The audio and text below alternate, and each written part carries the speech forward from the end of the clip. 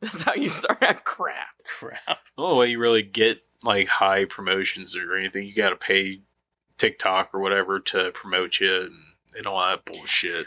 Yeah, we can pay for promotions really... and stuff like that on Facebook and everything, but like I don't know how far that shit stretches or how effective it is. I really don't care about looking into it, to be honest with you. Like it's just one of them things. Like it's just word of mouth naturally, I guess. I suppose you know what I mean. Like either people listen to us or they don't. It's whatever. So I'm just having fun. That's what we do. Have fun. Speaking of which, support us. Here's our plug. Go down there, and like our socials and all that stuff. Don't let me feel like I'm wasting my time. Yeah, Karen does. She spends a lot of time on that stuff, so you know. Anyway, we are the Bonsai Movie Crew. We are. We're bringing it a little different this week. Yeah. You know, something I haven't done for a while that I thought a little bit of news. I'm not getting back into this or anything, but it's something that we covered before. That's still going on, the Jonathan Majors thing. Oh yeah. So they started trials and stuff with him, and so he's in court. And I guess just like the first day of court, they called in a bunch of key witnesses, and it already looks like he's not guilty of any of it. Oh my. Yeah. So like, essentially, what happened was so just for everybody to like a refresher. Stink that they. Well, he's got trial for like 2 weeks. First day, and like they're like, what the?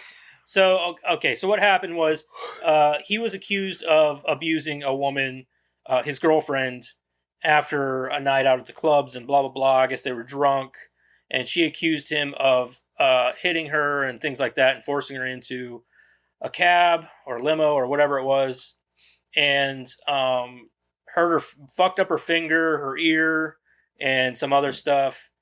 And then I guess later on that night, she went back out to the club after all this had gone down.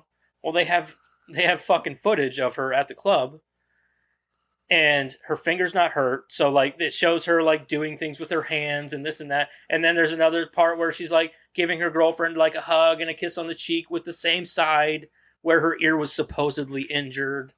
She used the same makeup kit that Amber Heard did. Yeah, it's that simple. Yeah, it's obvious. So not only that, but all those people who were like the key witnesses were like the girl that she was out at the club with, the driver who was also there.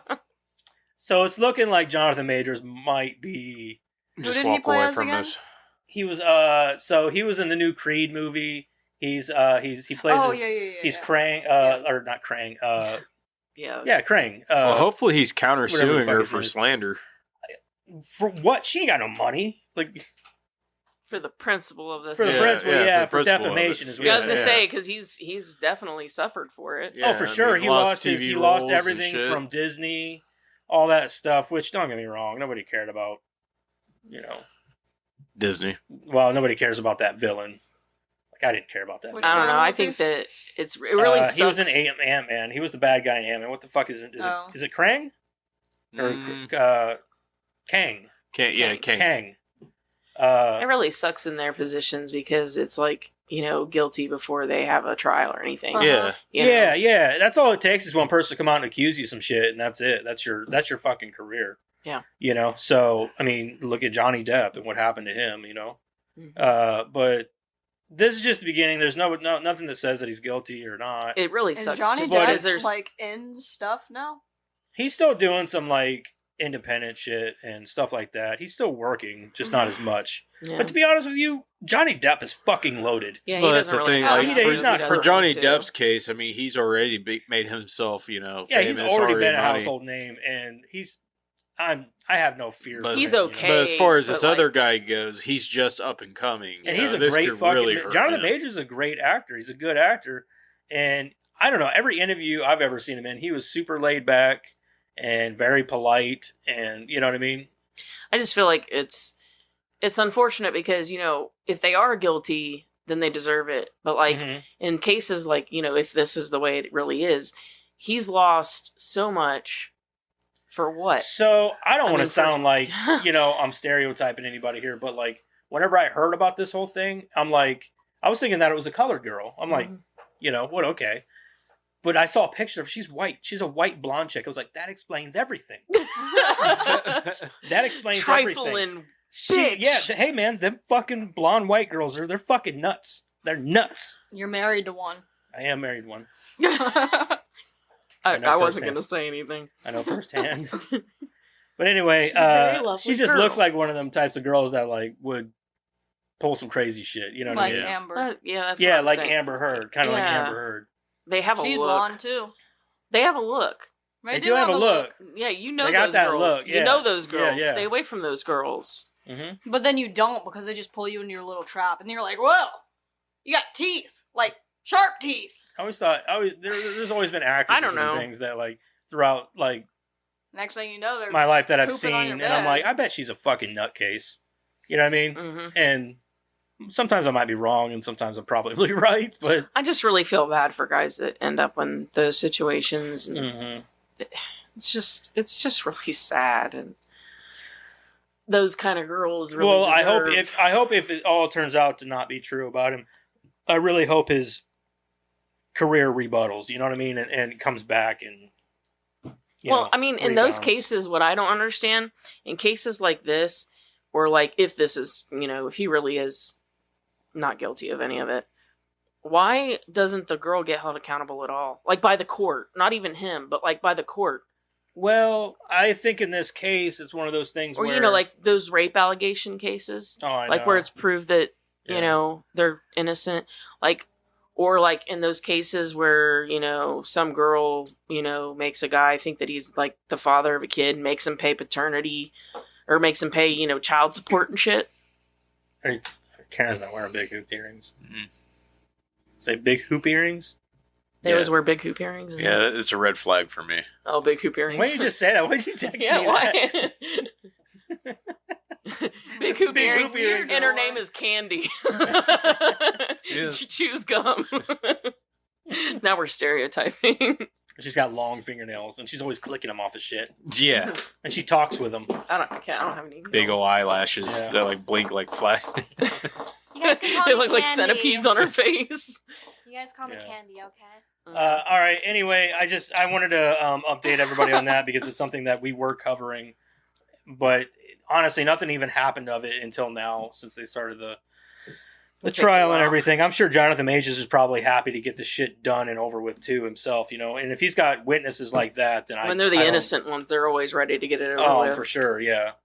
And I'm sure that if everything turns out to be not true, he's going to make him a happy man. And I hope, and if it turns out that it's not true, I hope his career does rebound and come back. And I hope he gets more work because he's a great fucking actor. Mm-hmm. He was one of the few actors that was coming up, and I'm like, I was paying attention to because he was doing great. Like he did awesome in the Creed movie. He was fantastic in that. There was something else I saw him in too that I really liked him in. God damn it, that show Loki. No, yeah, well, he was in that for I guess, but no, he was in Lovecraft Country, which got canceled after a season, which sucked because that show was really good. I remember you telling me about that. That show was so good. Anyway, moving on. Let's get into our creator profile. Can anybody guess who we're gonna do this week? Bruce Willis. Bruce Willis. I thought we already did him. No. You sure? We didn't do him for the first I thought we did movie? him. No. Oh, we were doing news at the time. We weren't doing it at the time. No, we did. I was actually tossed up between him and Carl. Carl. Only because I'm like, there's going to be another opportunity to Carl, do. why'd you do that, Carl? Bruce Willis at some point, I'm sure, because. Come on, I mean, for one, we have more Die Hard movies, and then anything else that he might disregard. He's like in a million movies. Would you send it to me? Yeah. You get a little excited. Yeah, I hit the green. I was like, ah, shit. He prematurely. Whoa there, killer. All right. Well, I guess I'll read this, and then somebody else can read the movie. Okay. I guess. I can read the movie. Unless Karen wants to do it, but. I don't care. Doesn't matter to me. It's okay. I'll read the movie. I'll do Bruce Willis. Yeah, you do him. Hard, and he won't remember. Oh. Well, that's fucked you up. Have to go there. This makes me so sad. Hey, shit happens. He won't remember though. Stop. It was that unmemorable. No, he's got dementia now. Yeah. That's why he doesn't act Dad, anymore. did I you know. have to go there? He's not he can't speak anymore. Even better, he can't scream. Oh my god! You're gonna make her cry. Will you stop?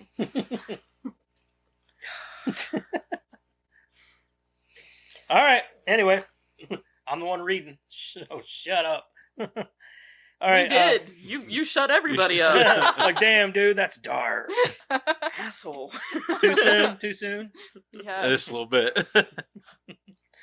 All right. Bruce Willis, early life. Walter Bruce Willis. His first name is Walter, not Bruce. God dang. I did know that. I didn't know that. Walter should've Bruce kept Willis was born on March 19th, 1955 in Idar, Oberstein, West Germany. Yes, that's right, Germany. He's not German, but his parents were military, right? Yeah. Where his father was, stationed in the U.S. military at the time. Willis is the oldest of David and Marlene Willis's 4 children, a group that includes 3 sons and a daughter. In 1957, following his father's discharge from the military, Willis moved with his family to Carneys Point, New Jersey. Carneys Point, that is a weird name for a place. I wonder how many Carneys were there. That's what I was just wondering. There, the seeds of their tough blue-collar edge... They're the seeds for the tough blue-collar edge that came to define so many of Willis's roles were planted as he watched his father feed the family through work as a welder and later factory employee. By all accounts, Willis, nicknamed Bruno by his friends, Bruno, huh? Okay, was a popular kid with a good sense of humor who in high school was elected student council president. Wow, I never would have guessed that out of Bruce Willis, student council president. I don't know. I could see it. He's pretty persuasive. I guess, yeah. I'm sure he's probably pretty popular in school. Yeah. He liked pranks and wasn't immune from getting into occasional trouble. Coupled with this, however, was a slightly softer side that centered on his interest in theater and in the stage. It was born, oddly enough, out of the realization that a stutter, which plagued his speech as a youngster, immediately went away as soon as he began performing in front of large groups. Early career. After graduating from high school, Willis followed his father's footsteps and found work with his hands, first in a chemical factory and then as a security guard before returning to the classroom as a drama student at Montclair State University in New Jersey. Willis's interest in acting didn't wane, but eager to strike out on his own. He quit school after his sophomore year and moved to New York City to try to make it as a working actor. For Willis, whose acting heroes included Robert De Niro, Gary Cooper, Steve McQueen, and John Wayne. Has he ever worked with De Niro? Good question. I mean, he might to, have. as storied of career as he has. Well, that, you would think so, being like so close to like Robert Rodriguez and all them, you know what I mean? But I can't think of anything. I can't think of anything either. Robert De Niro. Yeah, I really can't think of anything where they would have been together. Unless it was like an ensemble kind of cast, you know what I mean? Yeah, but the only ensemble casts I can think of is like Red and the Expendables. No, De Niro wasn't in those. Right, that's what I'm saying. So. Well, was he in... Planet Terror. What just happened is a 2008 satirical comedy drama directed by Barry Levinson and starring Robert De Niro. The supporting cast includes Catherine Keener, Robert Wright Penn, Stanley Tucci, Moon Bloodgood, John Turturro, Sean Penn, and Bruce Willis. I haven't even heard of that movie. Is it a movie? Is it that movie? What year was it? 2008. Oh, What just happened? What just happened? I've never heard of it. I'd have to check that one out. Yeah. I guess. 2 weeks in the life of fading Hollywood producer. Never heard of it. Check that out. He waited It's a tables, 5.8 tended bar. 5 out of 10. Huh? It was 5 out of 10. So it didn't do that well. No. He waited tables, tended bar, and Rated R. when he I bet he was had a the kick-ass chance, bartender. I bet he was, auditioned for roles. His first real break of any kind came in 1977 when he debuted in the off-Broadway play Heaven and Earth. More stage work followed, but in 1980, Willis jumped over to film when he scored the role in the Frank Sinatra movie, The First Deadly Sin. 2 years later, he landed another minor part in The Verdict, starring Paul Newman. There was some exposure on the television screen, too, with occasional appearances on episodes of Heart to Heart and Miami Vice. That's Bruce Willis in the movie. The What Just Happened movie. Okay. Wow. Movies and TV shows. In 1984, after replacing Ed Harris and the off-Broadway hit Fool for Love, Willis headed west to Hollywood to audition for the Madonna vehicle Desperately Seeking Susan. Willis didn't get the part, but in a decision that would prove to be incredibly smart, he stuck around an extra day in order to audition for the new romantic TV comedy called Moonlighting, set to debut the following March. Moonlighting, That was a pretty stacked cast. huh? That was a pretty stacked I'm cast sure for that they movie. probably spent but- all their fucking money on the cast. Yeah, it had to have. Moonlighting, as the story goes, Willis, dressed in combat fatigues and donning a punk haircut, read for the part of wisecracking private investigator David Addison. I want to see him with a punk haircut. Right. Like, I want to see Who? that. He Bruce was, Willis. That's how he auditioned for Moonlighting, yeah. which He wa- doesn't look anything like his character in Moonlighting. No, he's very prim and proper. Yeah. Always wearing a suit and everything. Yeah. He wowed the TV executives with his gregarious and charming attitude to beat out some 3,000 other actors. Co-starring Sybil Shepherd, Moonlighting revolved around the crime-solving exploits of Matty Hayes and Addison of the Blue Moon Detective Agency. The show, which aired until May 1989, was a huge hit for an ABC and even bigger launching pad for Willis. Women find him appealing, and guys have a fantasy that they could be like him. ABC talent vice president Gary Powdney told People magazine. Does that That's count? why he's become such a valuable commodity to us so Yeah. quickly. Does that count? What? No, it doesn't count. No, it would be more like That's I'll kinda a like- mohawk or something. That's a more that's Bruce more like Willis. what he That's yeah. normally looks like. Yeah. Not anymore. No, not anymore. Blind Date. In 1987, Willis returned to film Mine when was he better. was matched with Kim Basinger in the comedy Blind Date. That same year, Willis married fellow actor Demi Moore, an avid blues fan and harmonica player. Willis also stepped into the music studio for Motown Records to record Return to Bruno, a collection of bluesy soul songs that produced a modest sales return. I didn't know he did blues. That's kind of cool. Yeah, you never heard his music? I don't think so. Hmm. Die Hard. In summer of 1988, Die Hard, an action-packed flick that cast Willis as muscle-pumping hero John McClane, hit movie screens across the country with a bang. Even before its release, the movie had managed to catch some notice, in part because both Sylvester Stallone and Arnold Schwarzenegger had turned down the... Oh, fuck. Hold on, my eye itches. Oh, yeah, okay. All right. I turned down the McClane role.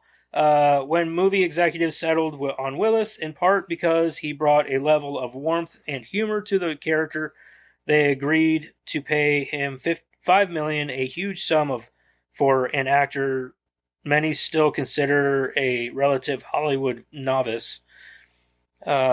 the viewing public didn't care, with Willis doing his own stunts and whipping. He did not do his own fucking stunts. No, he had a stunt double. He had a stunt double. With Willis doing his own stunts and whipping out memorable one-liners, Die Hard garnered an impressive $81 million at the domestic box office and later spawned 4 sequels. It was just the start for Willis, who in the ensuing decades starred in movies that have grossed more than $3 billion in ticket sales. I mean, he might have done a few things, but Yeah, he did some stuff, but there was definitely stunt doubles. I just watched the movie and yeah. A year after Die Hard, Willis was at the wheel of another hit and back in full on a commodic. God damn it. Hold on. A year after Die Hard, Willis was at the wheel of another hit and back in a full-on comedic role as the voice of Mikey, the ever-observant baby in Look Who's Talking. His role as the English tabloid journalist in Bonfire of the Vanities drew mixed reviews, and in 1991, the action movie Hudson Hawk, a vanity project of sorts that Willis wrote and starred in, proved to be a box office failure. Other less memorable projects soon followed. Pulp Fiction, Armageddon, and The Sixth Sense.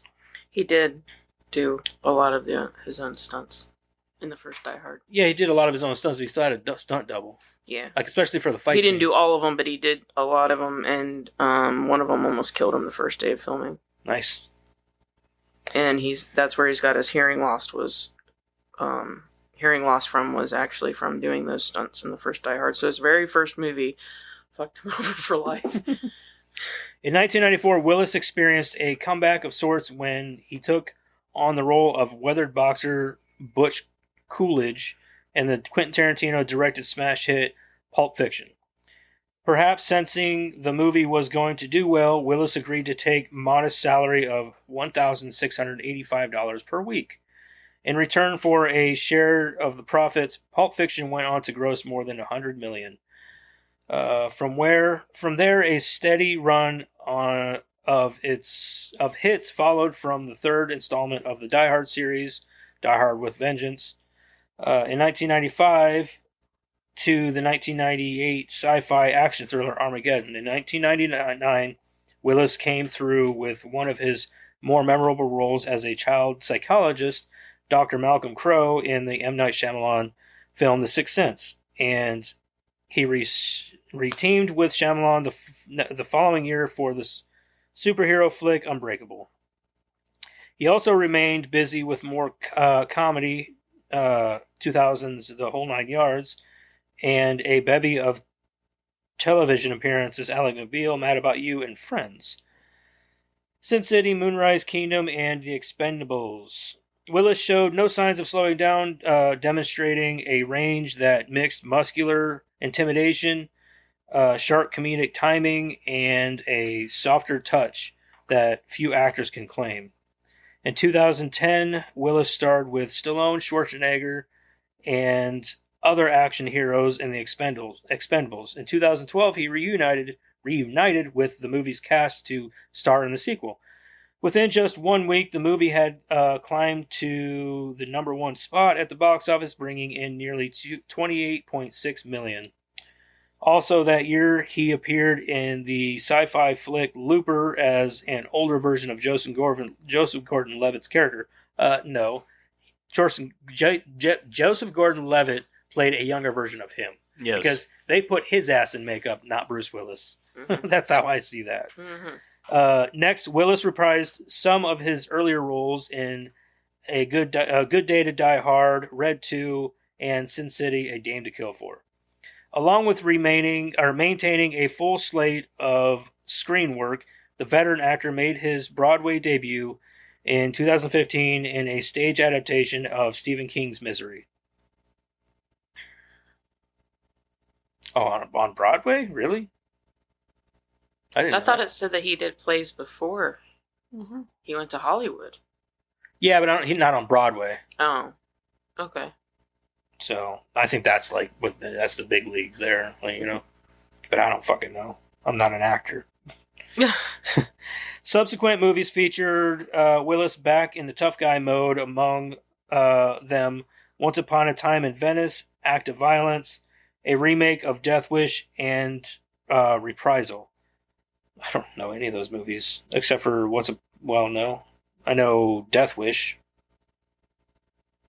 Acts of Violence, and Reprisal. Acts of Violence sounds familiar. That does sound familiar. That year, he was also the subject of a Comedy Central roast with his ex-wife, Moore, among the talent assembled to crack jokes at his expense. I remember watching that. Mm-hmm. The veteran actor remained busy over the next several years, with more than 30 film and TV credits to his name, including voice work from the Lego Movie 2, the second part, and the Detective Knight action thriller trilogy. Okay, I don't know what that is, in which he starred. His final movie, Assassin, was released in March of 2023, which is probably one of them straight-to-video movies. They don't exist. It doesn't exist. We're not going to talk about those. All right, retirement and health. In March of 2022, Willis announced his retirement from acting via a family statement on Instagram after being diagnosed with aphasia? Aphasia? It's dementia. The neurological condition affects the ability to communicate, including speech and comprehension. In February 2023, Willis and his family announced his condition progressed to frontotemporal dementia. According to his family, the illness has impacted his cognitive abilities. Symptoms can include drastic personality changes, emotionally distant behavior, and the loss of ability to use language properly. Willis's wife, Emma Hemming Willis, said it's hard to know whether he is aware of his own illness in a September 2023 interview to raise awareness about the rare form of dementia. She also described the disease as both a blessing and a curse. Honestly, he is the gift that keeps on giving. Love, patience, resilience. He's teaching me and our whole family for me to be out here doing this. This is not my comfort zone. This is the power of Bruce. Okay, wife and daughters. In 1987, Willis married to actor Demi Moore. The couple, who divorced in 2000, have 3 children together. Rumor, born in 1988, Scout, born in 1991, and Tallulah, born in 1994. That first kid's name was Rumor. Mm-hmm. Like, as in a... Rumer. Yeah. Rumor Willis. Why? She's been in a few movies and She's stuff done some too. shit, yeah. Why are you gonna name your kid Rumor? I don't know. They're actors. They name their kids weird shit all the time. It's probably Demi's one? idea. Scout. And the third one? Tallulah. The exes shared custody of their 3 children and remained close. Willis even attended Moore's wedding and to Ashton Kutcher in 2005. On March 21st, 2009, Willis backtracked on his pledge never to marry again when he tied the knot with model actor Emma Hemming at the Turks and Caicos Islands. You ever notice how, like, Hold on, big name... I've got 2 more sentences. Okay. They then married again a few days later in a civil ceremony at Willis's California home. Willis and Hemming have 2 daughters, Mabel, born in 2012, and Evelyn, born in 2014. See, he now just had a those bunch are of girls, dude. He didn't even have any Mhm. boys. That sucks. You ever notice how, like, a main actor always marries somebody that you've never heard of them before, and they're always an actor or a singer, or Mhm. both, You Yeah. said the youngest. and you're like, who? Yeah, who? And then they're like, oh yeah, they've acted in what? Yeah. So the youngest is 10 years old. 9. 9. Yeah. That's gotta be rough. 9 and 11, yeah. I think, is what they are. 9/11. Sorry. All right, there's your Bruce I didn't mean to Willis. cut you off, Madison. I just had to get that out because it was... I don't even remember what it was. Sorry. That just drives me nuts. Every time you hear about an actor that was married to like an A-list actor or whatever, and they always would get married again or whatever. Like we were talking about, was it Nicolas Cage last week? Yeah. And like 4 of the people he was married to, you didn't know who they were, but they always have actor in there. Yeah, fellow actor, blah blah blah. I'm like, who the fuck is that? Yeah, tell me one thing they've been in, please, and it better be something I've heard of. They did an episode of like Days of Our Lives or some shit. You know what I mean? Like, yeah, like I'm not trying to be mean about her. I'm sure she's lovely. It's just, I don't. You said I'm sure she's lovely. I'm sure she's lovely. I'm sure she's lovely. All right, well, there's Bruce Willis for you. Love him or hate him over the years, he's left a fucking impact, that's for sure, on culture. I thought he was nice. I've been told 2 different ways. I've been told he's an asshole. I've been told he's a nice guy. I don't know. Either way, he made badass action flicks, and I always loved him in movies, so I thought he was not gonna nice. Hate. Anyway, I hate that that's how it turned out for him. Right. Let's move on to what everybody's been watching this week. Let's start with Madison. You don't want to talk about our favorite movies? Our favorite. Oh, yeah. Hold on. Yeah, let's get into that first. Everybody's favorite Bruce Willis movies. Cop Out. Really? It's like one of his worst. Oh, I love it. It's so fucking funny. Oh, he's not good. Mm. Karen? Told you Fifth not to Element. fuck with him. Fifth Element. Madison? Look Who's Talking has been one of my favorite movies since I was a kid, so probably that one. He's not even in the movie. He's just the voice. It's funny. I'd say But second. he's like the funniest part of the whole thing, though. Oh, yeah. Face or not.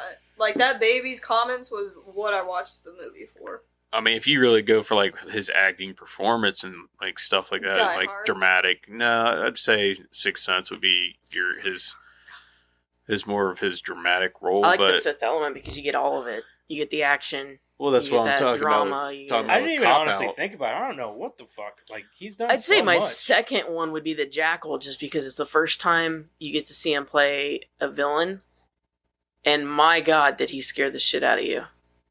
I ain't seen that one in so long, though. I don't Yeah. have an opinion on it. I'd say the Jackal, and probably third would be Death Becomes Her. God, I could like list like. I really so liked many him movies, in Sin but- City because I liked the Jack Hardigan. Yeah, What about Character. Pulp Fiction? yeah. He was okay in Pulp Fiction. He wasn't really a standout to me in Pulp Fiction. I think Fifth Element is my number The one. Fifth Element's a Fifth good Element one. is just because it's like one of my favorite movies. I love the Die Fifth Hard Element. movies. Yeah.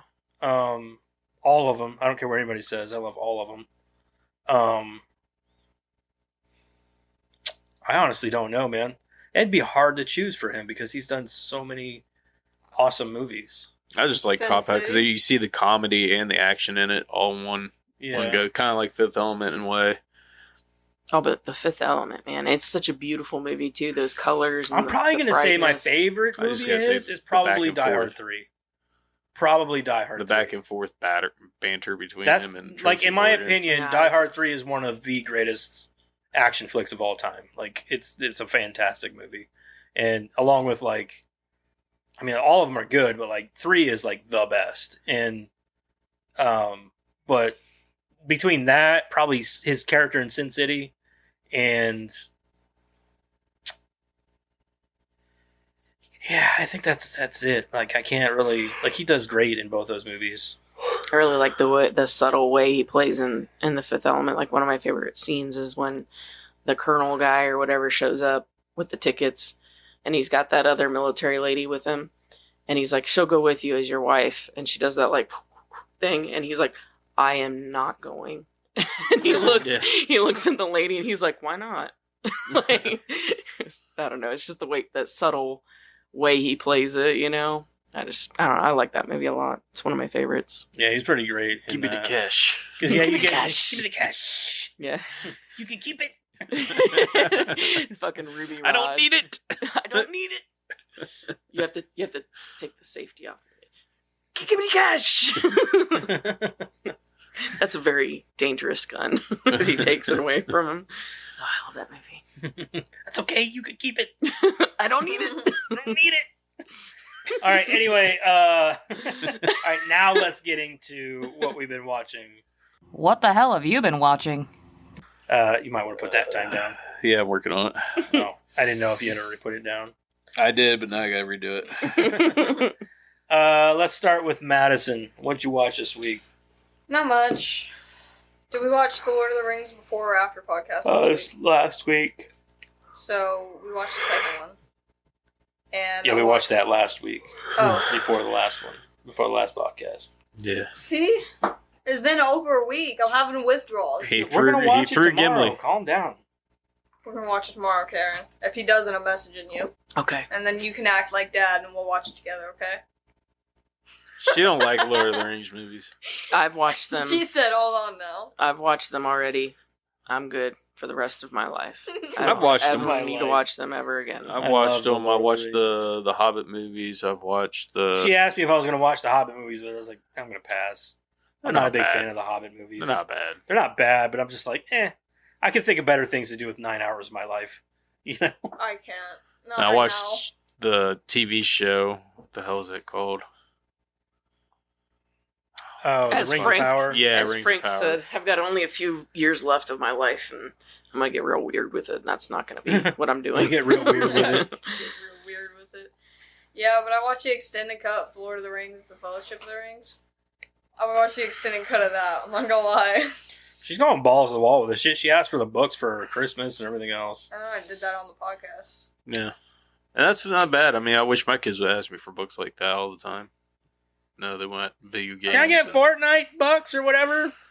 V-bucks or whatever? You don't want books this year? Well, you can give me a tutorial guide on Fortnite. I don't know. All right, Eric, what'd I'm you not watch?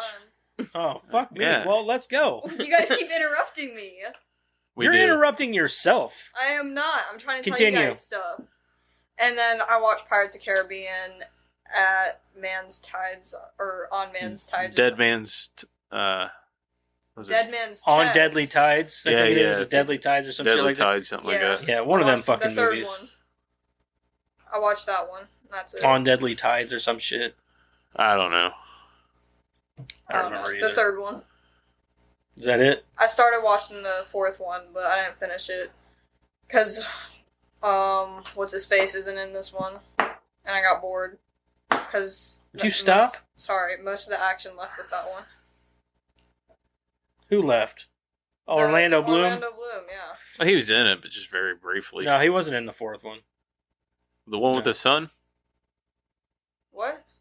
The son. His son. That's the one with Blackbeard, where Blackbeard okay. gets introduced. I got that far, but I haven't finished it. Man, I'm I've only seen two of them. I'm I thinking don't know, I of can't remember. the Is that fourth. the one with Penelope Cruz? That's Hot the second chick? one. No. Penelope Cruz isn't in that one. She's Are in you sure? the fourth or fifth one. Is she It's the the No, newest one. she'd be in the fourth one, I thought. I think there's 5, isn't there? Yeah. No, wait. I think she's in the 5th one. Because the fifth one, I'm thinking the Is last she one the is one that one was with dressed up as Jack whenever you first meet her? I think so, yeah. That's the fourth one. Oh, it is? yeah, because I think the fifth one's about Orlando Bloom and Keira Knightley's son. Yeah, she's in that one. Isn't she? She might be in both. Maybe. I don't know. I didn't care enough to pay attention. Because I was about to say that one, Orlando Bloom is Pretty much in it, after but the he's third one, briefly- I was like, why are they doing this still? I So, don't think I've they made seen money? anything past Oh, the yeah. second one. No, I almost cried. I've watched earlier. them all. The first one was good. I love the first one. Whenever it came out, I was like, this is awesome. And then after that, they just started kicking that horse to death. So Yeah. I was like, oh my God. Don't get me wrong. It was like he accidentally made this great character, and then the second one, and like every subsequent But one. he said though too, he said as long as they keep making the movies, I'm gonna keep playing this character. Yeah, but it was like he did it on accident the first time, and then Well, it's every his- subsequent he one, he created was like, that- "Oh, let me keep trying to make this character," even though the first time he did it on accident, now he didn't know how to keep doing it.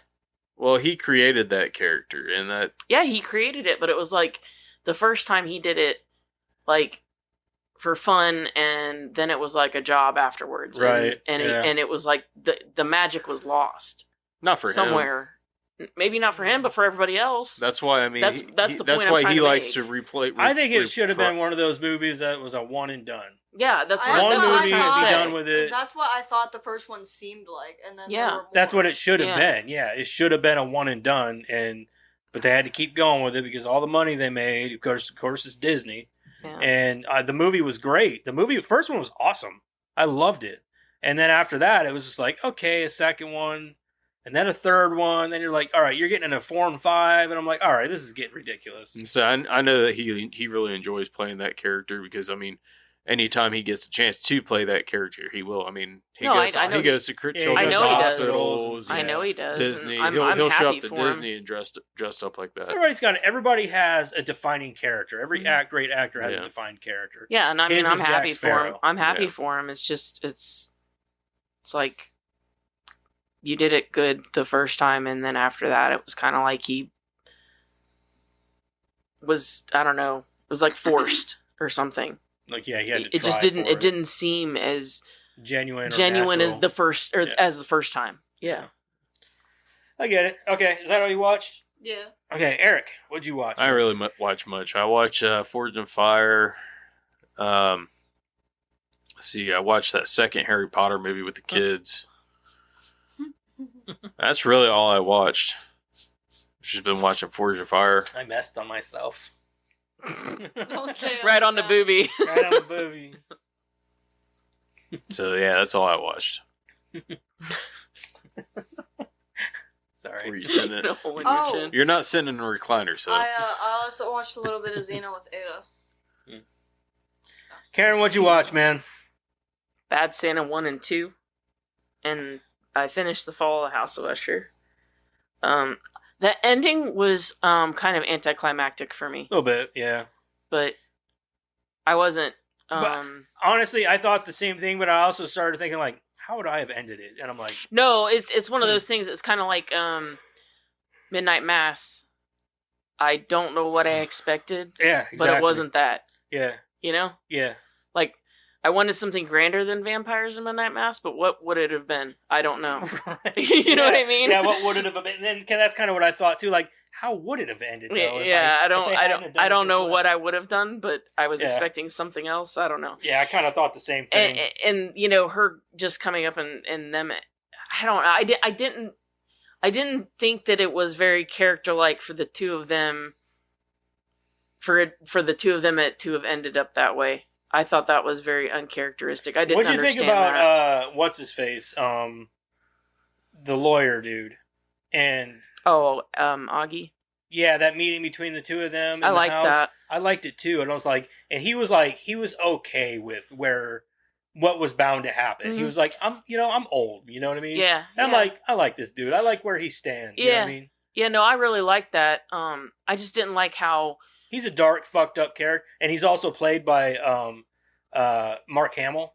Yeah. So that's even weirder for Mark Hamill to be in a Well, position I like that. I'm You like, know. but he does it really well. Yeah, Like, and I like the consistency too. Like, or no, yeah, Augie was the other guy. No, shit, what was his name? I can't remember his name. He's the lawyer dude. Yeah, lawyer dude. Anyway, no, I really liked the consistency though.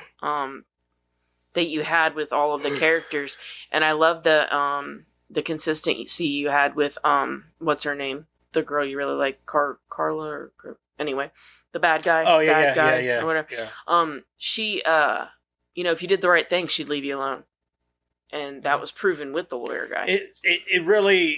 It really pulls your fucking heartstrings whenever she has to kill the girl. Mm-hmm. And, but she does it yeah. in such a nice way. She's like, she even says like, This brings me no joy. It brings me no joy to do this. Mhm. And Because it was all on Roderick's head. I mean, Yeah. he did all of this. and that was such a gut wrenching part for me. And I was like, oh man, Mhm. like because Like, they you all- the forget rest of by them the all end of it, deserved like it. she says his entire bloodline, and you're Progeny. like, oh fuck, All that of them. includes her. Yeah, because at first I thought, well, it's only people that have done bad. Like, she only goes after the bad ones because they've done bad. But if you think about it, And man, she then- did something like even at the end of the day, even by that young girl's death, something good came of that. Yeah, Same as Yeah. with the death of that entire family, something good came yeah, of it. yeah. So it almost makes you feel like she's probably not as evil as you might think she No, is. she isn't. She isn't. She's just a force of nature. She goes to people, she gives them an offer, and they are the ones that make that choice. That's exactly Pretty what wild. it It's is. a good fucking show, man. Yeah. I just didn't like that Roderick. That's the how best it- thing he's done since Midnight Mass, in my opinion. I would say from House on Haunted Hill. I haven't seen that Or not yet, House but on Midnight Haunted Hill, Mass but is Haunting still of Hill House. You need to watch yeah. that. You well, really Midnight do. Mass is still my absolutely favorite, like from him. Yeah.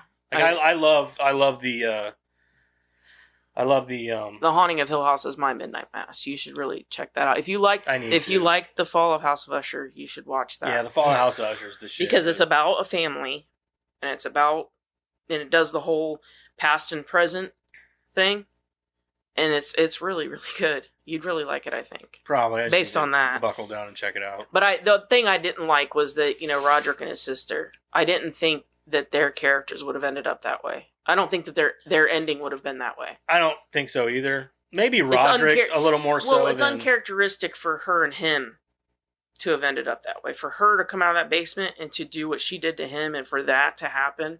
Now, the two of them to die together, sure. Yeah, right. But for that, I don't see that. I thought that was a little bit... I didn't like that, but anyway. The girl who played his sister in the show is also she was in the first season of Reacher. Mm-hmm. And she was pretty awesome in Reacher. All the actors were amazing.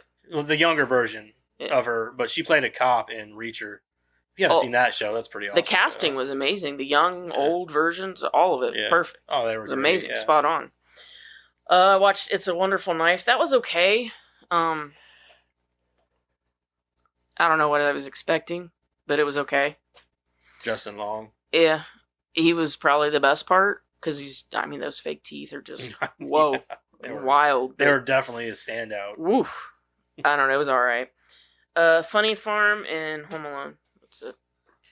Alright, I didn't watch much either. We're as far as we can be on the Murder at the End of the World or whatever. Man. Me and Chris was like, we just want it to be over. Like, I don't want to quit watching it because it's interesting.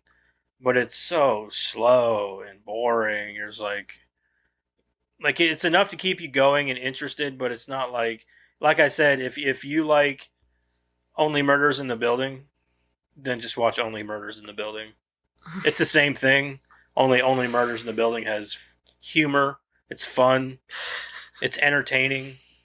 This is none of that. There's no humor. There's no fun. It is extremely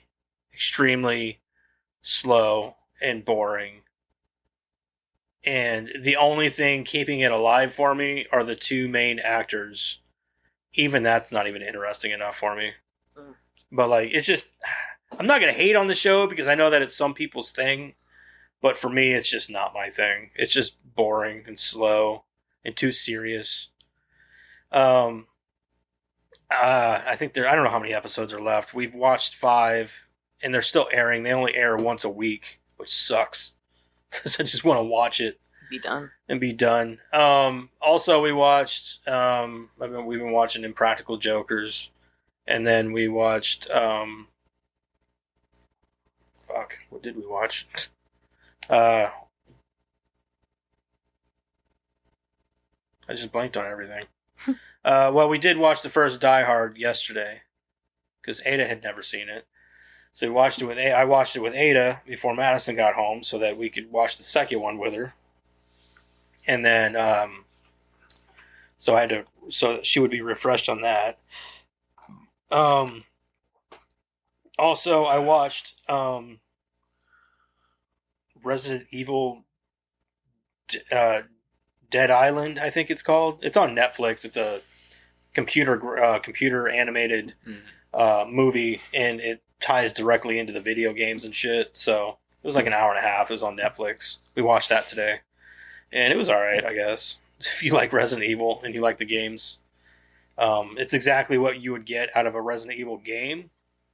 Just pretty much like the cinematics. Yeah, you're just watching. It's all the cinematics. Yeah, it's pretty much the cinematics. It's all the cinematics, pretty much. You have to go find bullets and yeah, you don't have to do all the bullshit. Solve the puzzles. You get to just watch the story. You just get to watch. Yeah, get to watch the story, and it takes place on Alcatraz Island. So a little callback to last week's podcast. Yeah.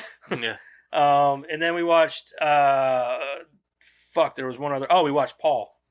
The alien. Yeah, God, I saw that in theaters, and that's the only time I've watched that. Yeah, well, I was like going through my movies, and I asked Ada. I was like, because she's new here in the house, and she doesn't like. She's not as like hasn't seen all the movies that we've all seen. So, and I can't do this with Crystal anymore because I'm like, Crystal, you want to watch this? Have you ever seen this? And because I like watching movies with people that people have Haven't never seen it. seen. Because it makes it better for me because I'm like, what'd you think? Yeah. You know? There's so many movies you're like, Yeah, no, you're like you're not literally even like, watching the Exactly movie. what that's he what I does. do. You're not even watching watching the them. You're movie. like Back watching at them. No, listen. The credits will start rolling. This is all I see.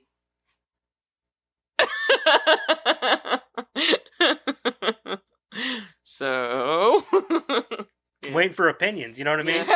Like, what'd you guys think? You know? Peeking over the side of his chair, like. I don't think It's like Madison. when Hey. certain Yeah. scenes are about to happen, you're not even watching the show because you already know what's Yeah. going on. You look over and see You how look they over and react. say, like, there's what do you- certain scenes you're like, see to their see the reaction. reaction to it. Yeah. yeah. And Ada seemed to really like. She's like, that was a pretty funny movie because it was. I was like, do you want to watch this or do you want to watch? Because she had never seen the Predator movies either. Because we watched Prey the other week, and she's like, I've never seen these movies. I'm like, you've never seen Predator? Oh my god! You You're know what I in mean? for a Like, treat. yeah. So we watched Prey, and then I was like, well, lucky for you, that was a prequel. So yeah. you know, So we're good. Yeah, Now we're we good. can We can watch- watch the other ones. But I was like, well, Crystal was watching too. She's like, I'm not in the mood for one of them movies because she's not a big monster movie. She doesn't like monster movies and shit like that. Whereas I do. I love monster movies. Praise Predators. He was like a bigger version. Yeah. Yeah. You only see him again in like the Predators movie.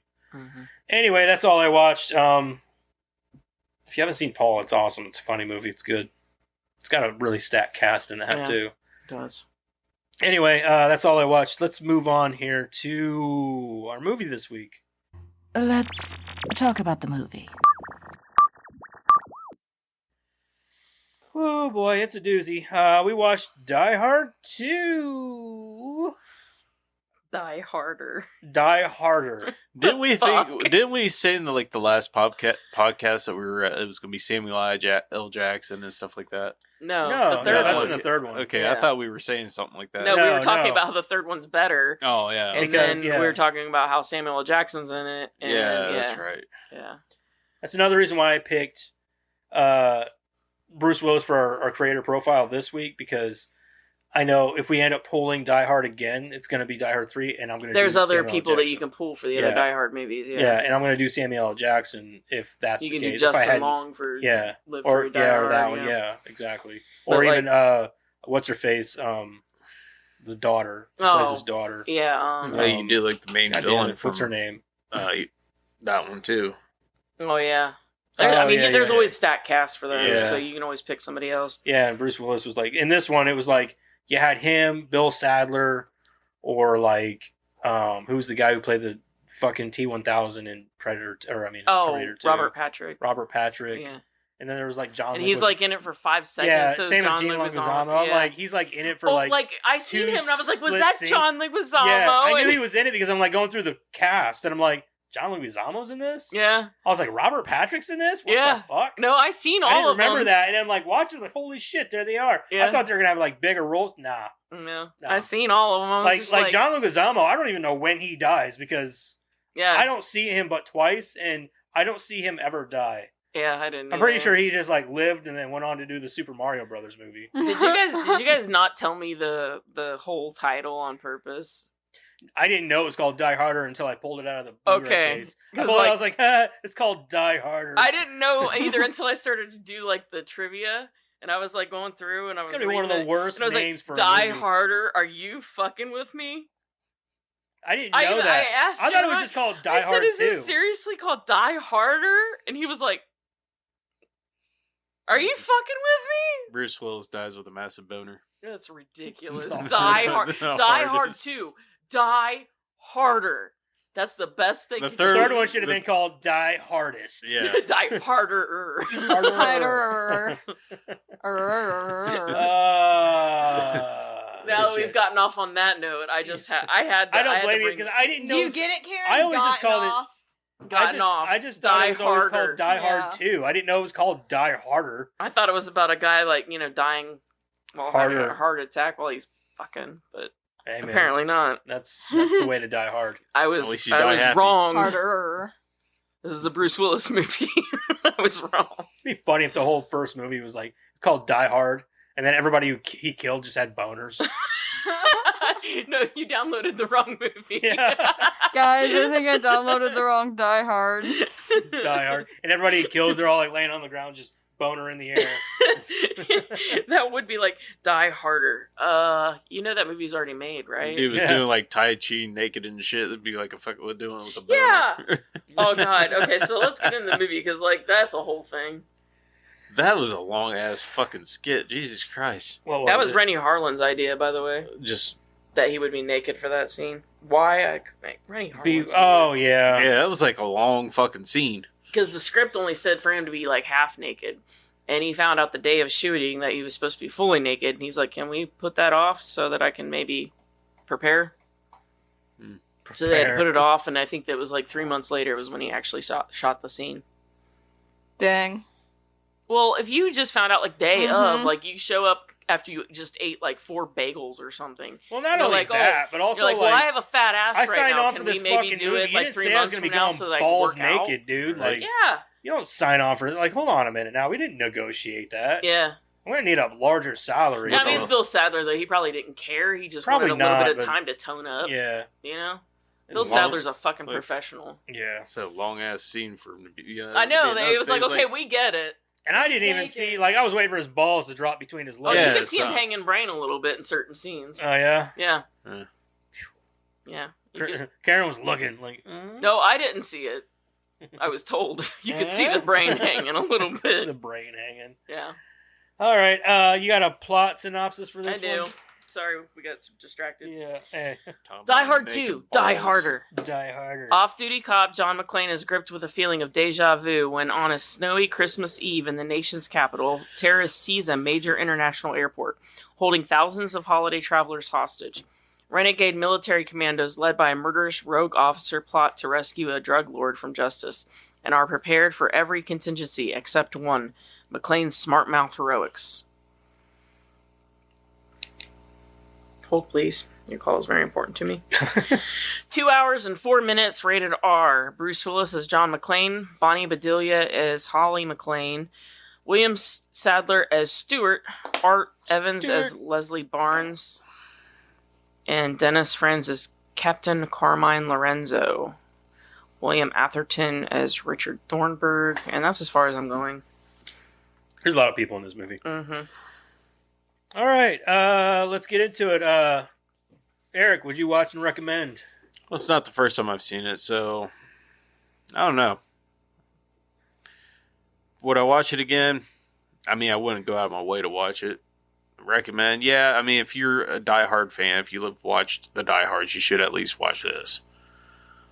So, I mean, that's kind of where I go with that. Karen? Same thing as Eric said. I mean, if you've seen, you know, if you're going to go out of your way to watch Die Hard or any of the Die Hard movies or be into Die Hard, you have to watch the second one, right? Mm-hmm. It's kind of like Freddy. You have to watch the second one, right? Like, you have to be. Do you, though?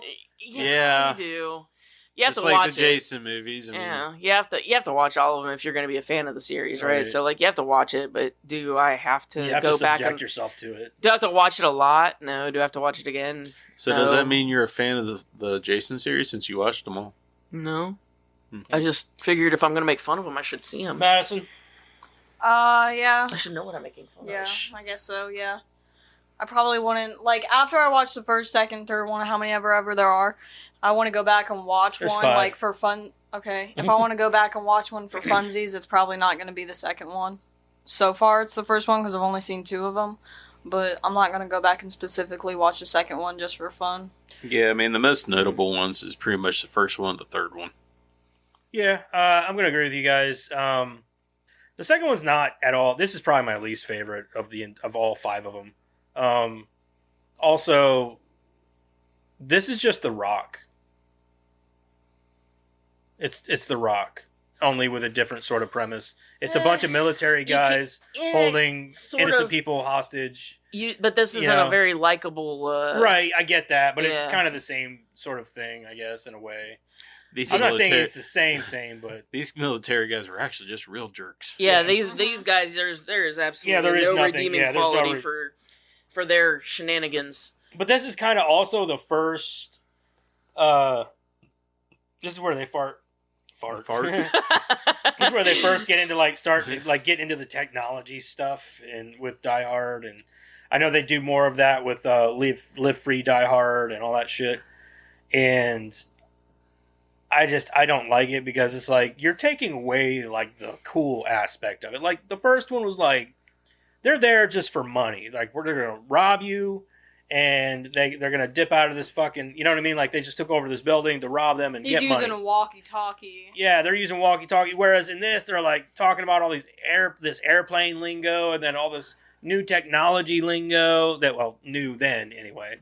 And I'm just like, this is so, and it takes place in an airport. There's a lot of things about this movie that I don't like. So I thought that the plot was so convoluted, like I couldn't keep up. Yeah, very. Like why? And it was simple. It was supposed to be a simple premise. This sounds simple, but like the plot synopsis sounds simple, and like I'm watching the movie and I'm like, I don't understand. Yeah, like they're literally there just to like pretty much ascertain this drug lord or general or whatever the fuck he is, like a cocaine like bigwig or whatever he is, and escort him back to his home country and make money. So because they're going to go work for him and make a bunch of money. Okay, makes sense.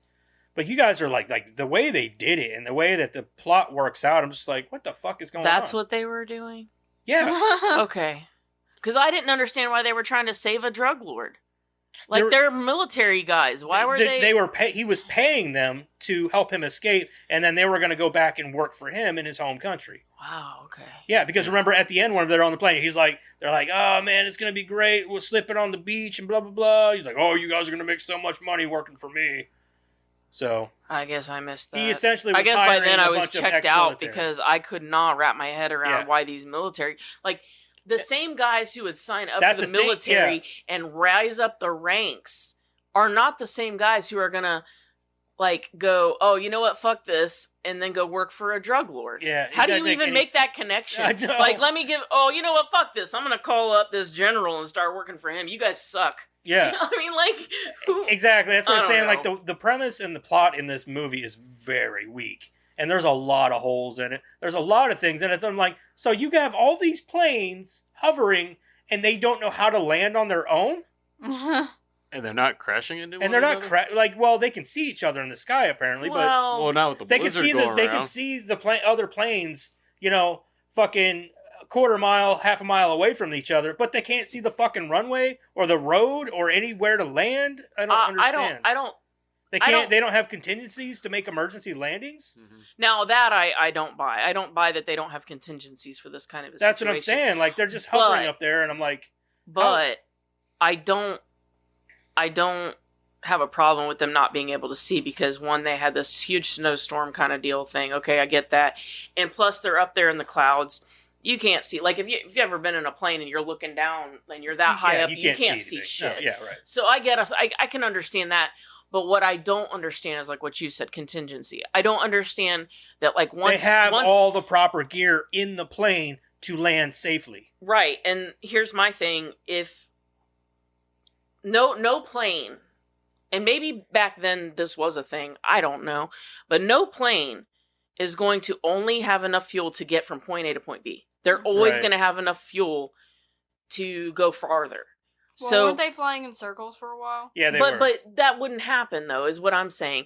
They're going to go to, okay, you leave this airport and you're going to this airport, and then they go, you can't land here, and they go, okay, well, we're going to go to the next airport. Mm-hmm. You know what I'm saying? Yeah. Like, that's not a thing.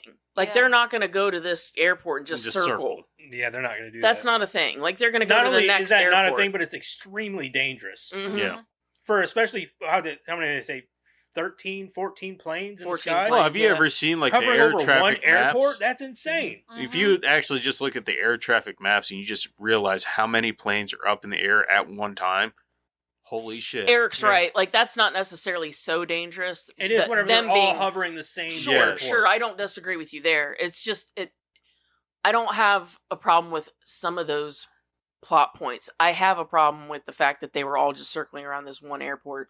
Maybe back then, instead of going things, to another airport. Yeah, maybe back then things were different, because I know things have changed. They've changed a lot of air rules and traffic rules and things like that. I know that things have changed. And maybe back then this plot made sense. But nowadays, it doesn't. I don't get it. I mean, like, I know that, for example, when they fuel up planes, they fuel them up for you to make that trip 3, 4, 5 times. Yeah. So I don't get it. Go ahead and start reading it, Mattis. We'll get into all the sorry. funny business here in a bit. Die Hard 2. Die Harder, apparently. Die Harder. Die Harder. I've never heard it called that either. Every time I see a poster for it, it's always just because Die Hard 2. I guarantee it's because too many people just can't say it straight. Yeah, like with a straight face. Die Hard 2. No, don't. Yeah. Shut up. Die Harder.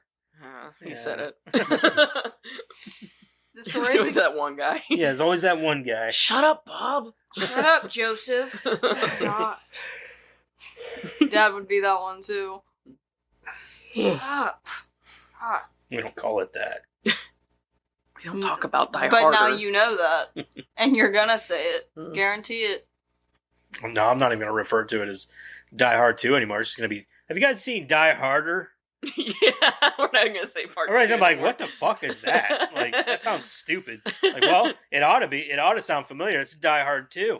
But this is the real name of it. Yeah. You don't know about Die Harder? Are you a fan? Are you even a fan of the series? What's wrong with you?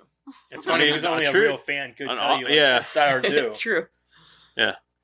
The story begins on Christmas Eve, 1990, 2 years after the Nakatomi Plaza incident. John McClane is at Dulles International Airport near Washington, D.C. As he waits for his wife, Holly, to arrive from California, airport That's another thing. Every police time they tow said away airport, his in-laws' the name of cars the airport, and it sounded like give they him were saying parking dailies. tickets. What a dick of Hanging a out. cop, too. Mm-hmm. Yeah, they were all dicks, and for no reason. Sorry. None, yeah. Fucking assholes. We'll get into it. Yeah. There's a lot of things with this movie. I'm like, what the fuck? Yeah.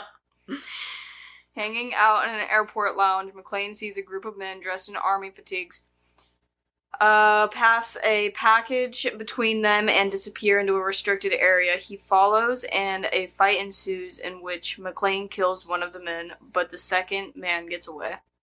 I didn't notice them wearing fatigues. Looked like they were just wearing regular street clothes. Yeah, I thought they were too. What were they wearing? Regular street clothes. I didn't see no fatigues on them. What are fatigues? Camouflage. Yeah. Camo. No, I don't remember that either. That's what she said, that they were wearing army fatigues. I'm like, no, I don't recall them wearing fatigues. They were wearing regular street clothes to blend in. Yeah. They're Don't a look at me, liar I didn't face. write it. I know you did. They're lying. Damn liars. McClane confronts the head of the airport police, the hot-headed Captain Carmine Lorenzo? Carmine. Lorenzo. Dickhead. He was a dickhead. Who dismisses McClane's report as punks stealing luggage, despite the fact that one of the assailants was wielding a rare porcelain gun designed to evade metal detectors. Which is bullshit. Yeah, back Those then they didn't bullshit. have no damn porcelain guns. Porcelain's ridiculous anyway. There can't be no small... You can't use a porcelain anything for a gun. No, it's too much Like, vibration. Yeah, there's too much vibration. And we're Shatter. talking about small explosions inside the barrel. It's going to shatter. Yeah, even nowadays, guns with recoil, they have. I mean, even a 22 I never or lower. understood like how movies could try to get away with like anything other than a metal gun. You know what I mean? Like plastic guns and shit. Like, no, that doesn't exist. The barrel itself would at least have to be something that would something that can withstand that fucking pressure. And even then, it's still going to melt or shatter. It's whatever. like you said, it's a mini explosion. There's no way that anything other than metal can stand that. Exactly. Well, they do have certain plastics. It's like a composite or some shit like that. It's supposed to be able to withstand. Yeah, but there's still metal in there. It's a composite. Yeah. It's a composite of metal and plastic. Yeah. And they don't last as long. No. Yeah, they're still going to break. Get brittle. Yeah. They get brittle very fast. Well, yeah. McClane storms off to investigate on his Those own. guns ain't meant to last. You know what I mean? They're just meant to go quick. Sorry. We got to talk about guns. McClane storms off to investigate on his own, taking fingerprints from the corpse and faxing them to his friend, LAPD officer Al Powell, who runs them through several databases. The resulting records indicate that the man, Sergeant Oswald Cochrane, I don't know. I feel like they take a lot of fucking names from Batman in this movie. Oswald, Carmine, Falcone. Bruce. Yeah. Oh wait, no, it's his real name. Bruce, yeah. Who runs them through several databases. The resulting records indicate that the man, Sergeant Oswald I can't say his last name. Cobblepot. The same thing. Was an American advisor and had been declared officially Got dead flippers for before hands. the fight, leading McLean to suspect that he had been part of a plot to seize control of the airport. This is exactly the truth as weather conditions worsen. A vengeful rogue U.S. Army officer, Colonel... Colonel.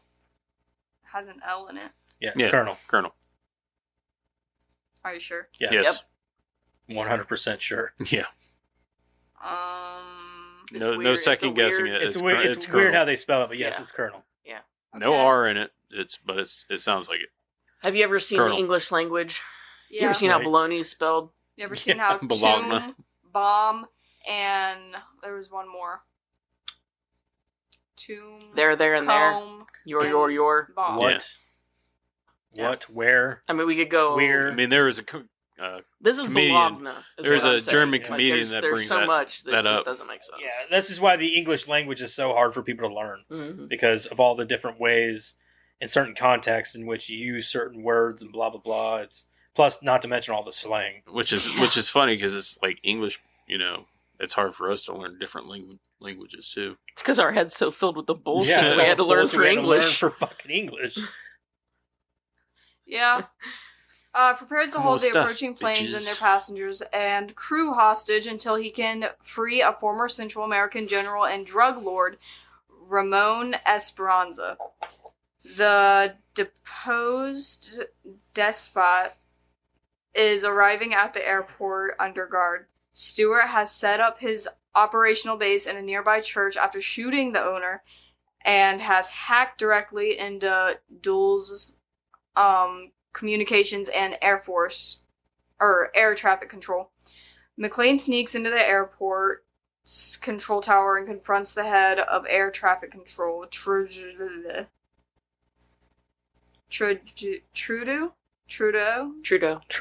Yeah. Also another weird one. Trudeau. That's actually French. Of course it is. Just as Stewart commences his operation and takes control of the airport, McLean is chased out from the tower. As he descends into the elevator with the reporter Samantha Coleman, she tips him to the presence of Stewart. Another person who I didn't fully understand why she was there. Yeah. Me neither. Why is she in this movie? It feels like there was a lot of stuff edited out that Mhm. those people Maybe. would have made sense if they were. Maybe because for her character, and I'm like, what exactly is the point of her character? Yeah. They could have done without her character, yeah. 100%. Yeah, they could have done without her character. What And do probably you shaved a do? few minutes off this fucking movie. Mhm. There's a So. few things they could have shaved off this movie. Yeah, I agree. Because it is long. Like, the first one's long, too. But but this it one's all just made as long sense. and It for all- no reason. yeah, for Yeah. just Plot, extra yeah, scenes, you know. it's just Yeah, that didn't make any fucking sense. I mean, don't get me wrong. Every action movie has flaws because they're action movies, and they're there to be entertaining. Okay, so my biggest issue with this movie, though, is it seems like John McClane, yes, he's putting himself in the position to help and, all that, but he's doing it at times where it doesn't make any sense, too.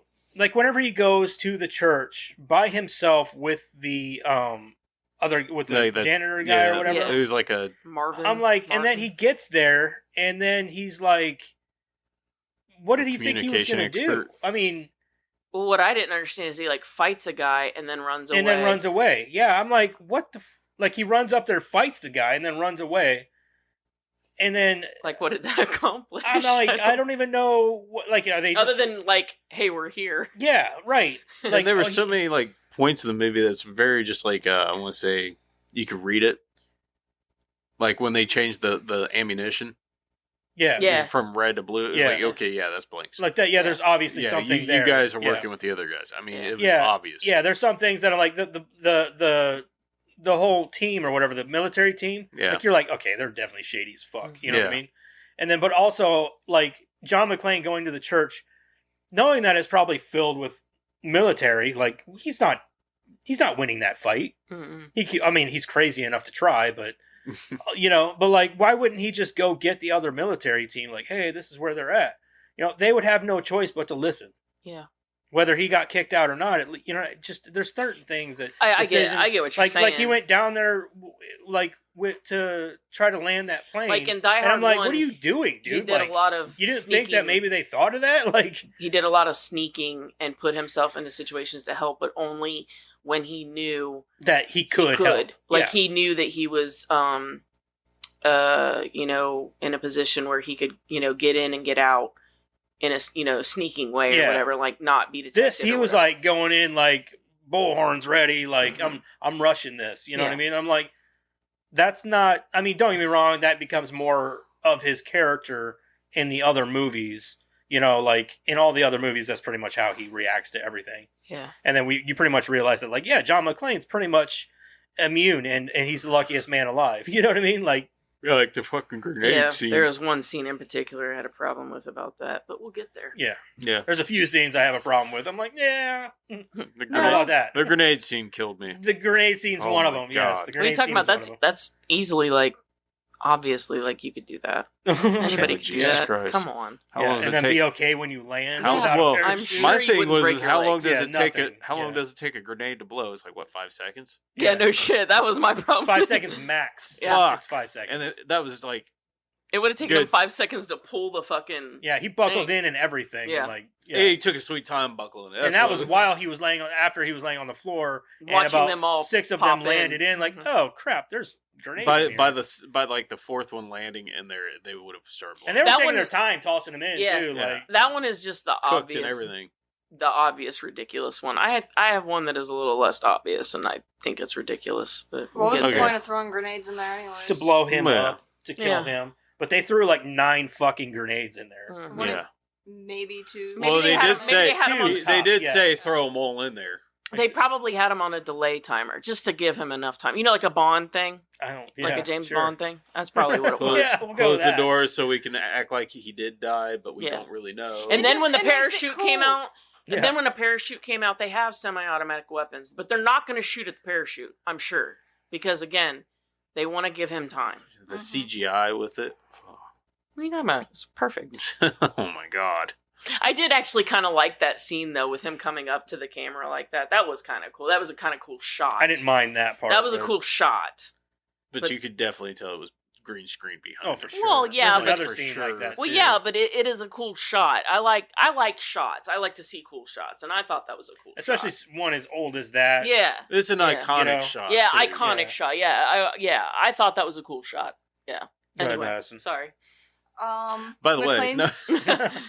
Oh, she's gonna kill you. Oh. Look at those eyes. McClane almost slips died. out of the elevator and into the underground maintenance area of the airport, where he gains assistance from an airport janitor named Marvin. Yes, he was my favorite. I liked him a lot. What did I see him in? What else has he been in? He's in like a character actor. You see him in a lot of stuff. I saw him in something though where he played a similar character, but he was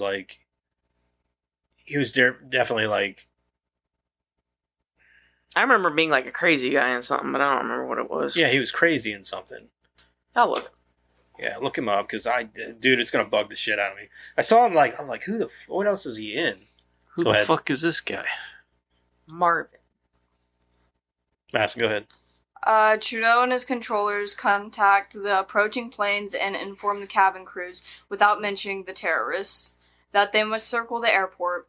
Trudeau's communications director, Leslie Barnes, take a team to a new antenna outpost at the Skywalk to restore unbugged communication with the planes. He and Lorenzo's SWAT team are attacked by a detachment of Stewart's men, resulting in the death of all 5 SWAT officers and the loss of one of Stewart's men. Shockley. Okay. Fortunately, McClane heard about the auxiliary outpost. Oh, whoa. Outpost while in the tower. And just as Barnes is about to be killed, McClane emerges and kills Stewart's 3 team members, O'Reilly, Sheldon, and Mulkey. Probably Always Sunny. He's been in 2 episodes of that. No, it wasn't that. It was a movie. Stewart retaliates by crashing a British jet, killing everyone on board when it severely explodes. Barnes later warns the planes about the terrorist situation using the outer marker, the radio beaker without the terrorists' knowledge. McClane returns to the underground maintenance level where a two-way radio dropped by one of Stewart's crew tells him that Esperanza is about to arrive in his now commandeered plane. He has killed his guard and the pilots. McClane rushes to the runway and briefly apprehends Esperanza before Stewart and his men show up to retrieve the general themselves. McClane kills Thompson and hides in the cockpit of Esperanza's plane, but Stewart and his crew toss grenades inside, forcing McClane to strap himself into the pilot's ejector seat and escape the resulting blast by engaging the eject function. An Army Special Forces unit arrives at the airport. Their leader, Major Grant, once served with... That's the grenade scene that we were talking about. I don't see it, man. It's a little ridiculous. It was way more than a little bit. It's a little ridiculous. Oh, I know him from Lady in White. That's right. He's one of those guys that's been in fucking everything. But yeah, I mean, like I said, my biggest thing was how long it took. Right. Because they cooked them too. They popped the pin. They're like tossing them in. Huh? Beverly Hills Cop 2? No, I'm just saying, like, he's been in everything. So you've probably seen him a million times. He was in the Hills Have Eyes remake. He was a gas station attendant. He just does that might be what it is. Side characters. That's what I'm saying. He's a. That might be what I'm thinking of it. That's what I'm saying. Like it might be the Hills Have Eyes remake. Yeah, he's a character actor. He's been in everything. Yeah, it might be the Hills Have Eyes then. He makes the slight paycheck off of them. He's had a few of them where he's like a main character, but they've mostly been TV. Keep going. And the Lady in White. An Army Special Forces unit arrives at the airport. Their leader, Major Grant, once served with Stewart and claims to know his tactics. Barnes submerses that Stewart's command post is near the airport, and he and McClane find the church where Stewart is hiding. Shortly after McClane kills Baker, one of Stewart's guards, Grant, and his squad show up, and a gunfight ensues. Stewart, his men, and Esperanza escape on snowmobiles. McClane chases after them. He kills Burke and Garber and takes the machine gun in possession, but his new gun proves strangely ineffective. McClane checks the weapon and finds that his bullets are blank. McClane returns to the airport's security office and announces to Lorenzo and Grant that Grant and Stewart are actually working together. For emphasis, McClane fires his submachine gun, still loaded with blanks, at Lorenzo. Finally convinced, another Lorenzo thing that he wouldn't have done. Yeah, because as soon as he started shooting, all the other cops behind him would have shot the fuck out of his ass. Yeah, without hesitation. Yeah. As soon as they heard that first bang, they're like, "Oh yeah, boom, yeah. Guns drawn, killing." Lorenzo mobilizes his police to converge on the hangar containing the Evergreen Boeing 747 that Stewart has demanded as an escape vehicle. Meanwhile, circling above the airport, Holly unexpectedly found herself in the same plane as Richard Thornburg, the news reporter who had endangered her and John during their previous meeting. As the terrorists' plans unfold, both Holly and Thornburg begin to realize that something is amiss.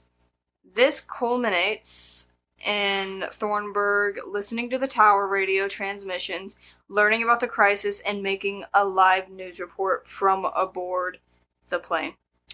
The crowds in the airport are thrown into a panic, which greatly hampers McClane's and Lorenzo's effort to apprehend Stewart. Holly zaps Thornburg unconscious with a fellow passenger's stun gun, with no way to communicate with the tower. The plane begins to attempt a landing, and everyone assumes crash positions. He has almost 200 credits. Mm-hmm. God damn, you're right. He's pretty much been in everything. Yeah, mm-hmm. He's been in every movie known to man. So I said he's been in everything. He's a character actor. At the army truck, Grant kills a soldier not loyal to Stewart's cause. He and his men met up with Esperanza, Stewart, and his 2 remaining men, Miller and Kahn, at the remote hangar and got on board the 747. McClane hitches a ride in Coleman's new helicopter to the villain's plane, which is taxiing for takeoff. He manages to jump onto the wing and finds himself in a hand-to-hand combat with Major Grant. Grant is sucked through one of the plane's engines and killed, but Stewart takes up the fight and kicks McClane off the wing. As he falls, McClane opens the fuel hatch on the engine.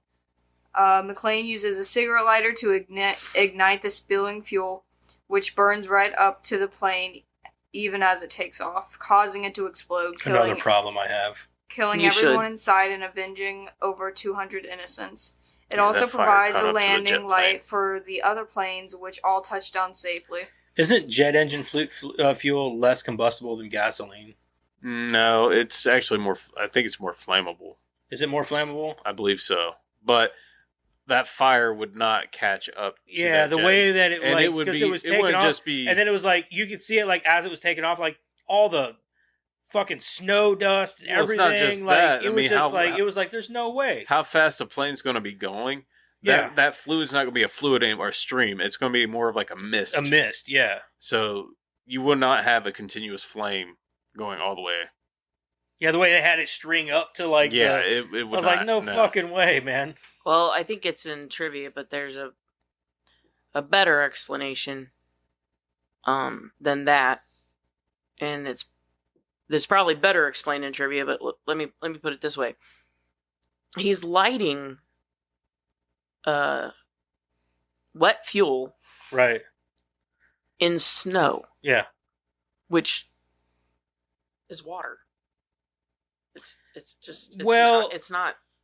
not gonna work. The thing is you can still get a flame on top of snow. Yeah, but usually with gasoline or some other. You have to understand, gasoline isn't the thing that burns. Jet fuel is not gasoline. It's more like kerosene. It's the oxygen. There's not as much vapor. It's not the oxygen, it's the vapor that There's burns. not as much vapor. There's literally almost no vapor with kerosene. Oh yeah, because it can't burn without oxygen. Jet fuel is more like kerosene. Well, and not to mention, so it's less flammable.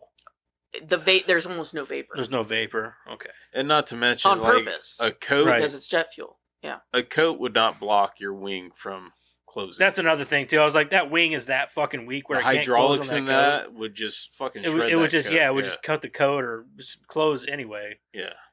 Now, another thing too is like a human body going through the jet engine. That jet engine would be it'd be shattered. Yeah, it would no be longer done be. for. Yeah, because those fins are not nearly. Yeah, no. The fact that it just obliterated that guy. Like, if anything, that should have been what stopped the plane to begin with. Like, throw him into the fucking thing. That caused that. Make that your explosion. You know what something. I mean? Oh, he would have died. Yeah, but. He would have been dead, but his body would be mangled inside the jet engine. Mangled inside the jet, and that motor he wouldn't have been like instantly. fucking a blender. Yeah.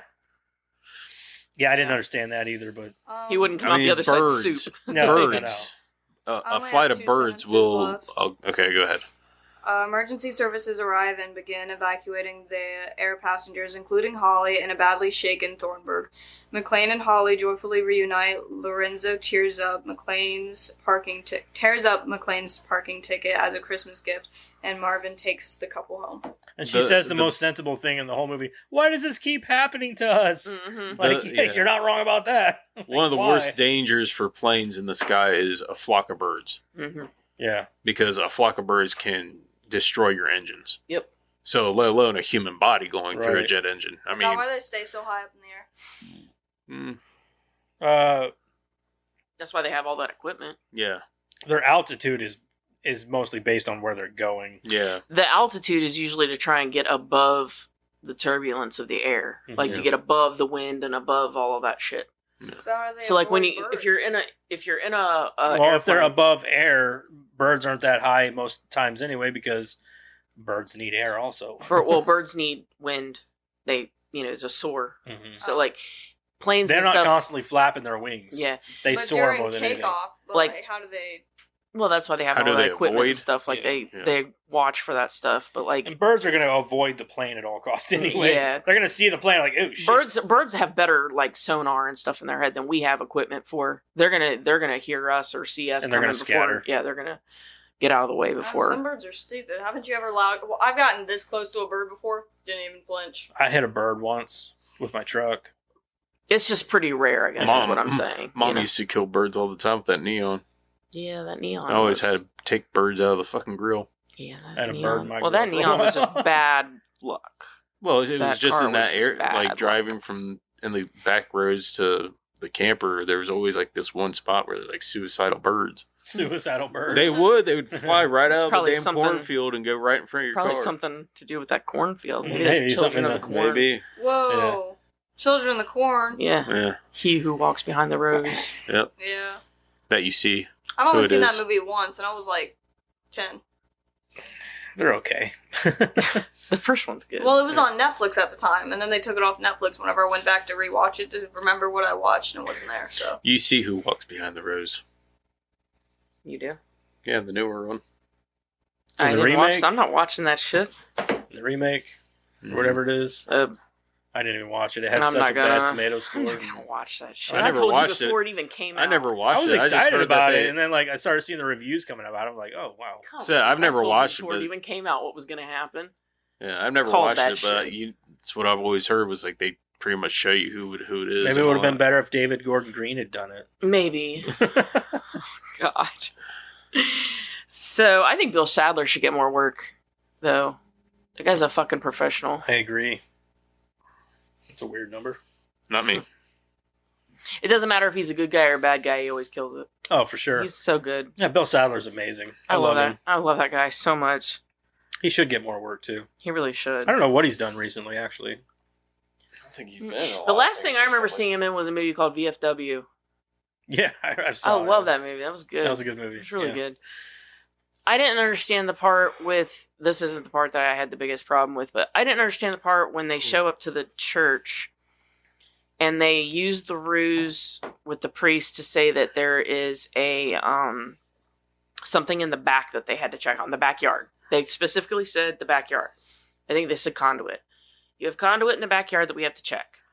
So why did they have to go inside the church? Right, and why did they even have to make up the lie to go in the church? Like, just dude opens door, bang, dead. All right. Right. So, first of all, like, if I'm the priest, I'm going to say, okay, well, go around back and get it. Go around back and check it out. Like, I'm not going to let you Well, he in. wasn't a priest. He was like a janitor. Well, whatever. You know what I'm He saying? was like Like, a caretaker. Or Yeah, something. caretaker. I thought he was a priest. But anyway, I'm just saying, like, why would I let you in? You told me it's in the backyard. You don't have any business inside. You know? It's a bad ruse, I guess, is what I'm saying. Yeah. I never understood why they did that in movies. Anyways, it seems like in every movie where they have to do that, they say something that's outside instead of inside where they want to be. Yeah, I didn't understand that ruse at all. It was a bad ruse. Mm-hmm. And the other thing, like when McClane goes into the baggage area and like he goes to talk to those guys, he literally goes in there and he's like, you know, hey, and he says, hey, and then they start shooting. Like immediately, like you couldn't even There was come no up with hesitation at all. like They're you couldn't even come up with a cover story Yeah, or they didn't something. even I mean, try. like they literally just start shooting right away. Here's my question too: Didn't McLean like he just came there? He didn't fly there. He just went there to pick up his wife, right? Right. But in airport, you still got to go through metal detectors to get. Not back then. You didn't have to go through any metal detectors or anything until you were getting ready to get on the plane. Okay, Shit was because a lot more lax. I'm sitting here like John McClane just None of walks in that there with a stuff gun. changed until 9/11. Yeah, 9/11 changed a lot of that stuff. Yeah. I'm just saying, I see John McClane walks in there. He's got. That's what Madison said too. She goes, "Wait, you can smoke in airports?" It's like not anymore. Back Yeah. then you could. Back then You you could could smoke on just about planes. anywhere. Yeah. Back then you could smoke on You could planes. smoke on planes, and they had smoking sections in restaurants and everything. Yeah. Yeah. No, that stuff didn't change until 9/11. When 9/11 happened, that's when all the hardcore Yeah, stuff that's started happening. I don't think we even had TSA until after that. I don't think we did either.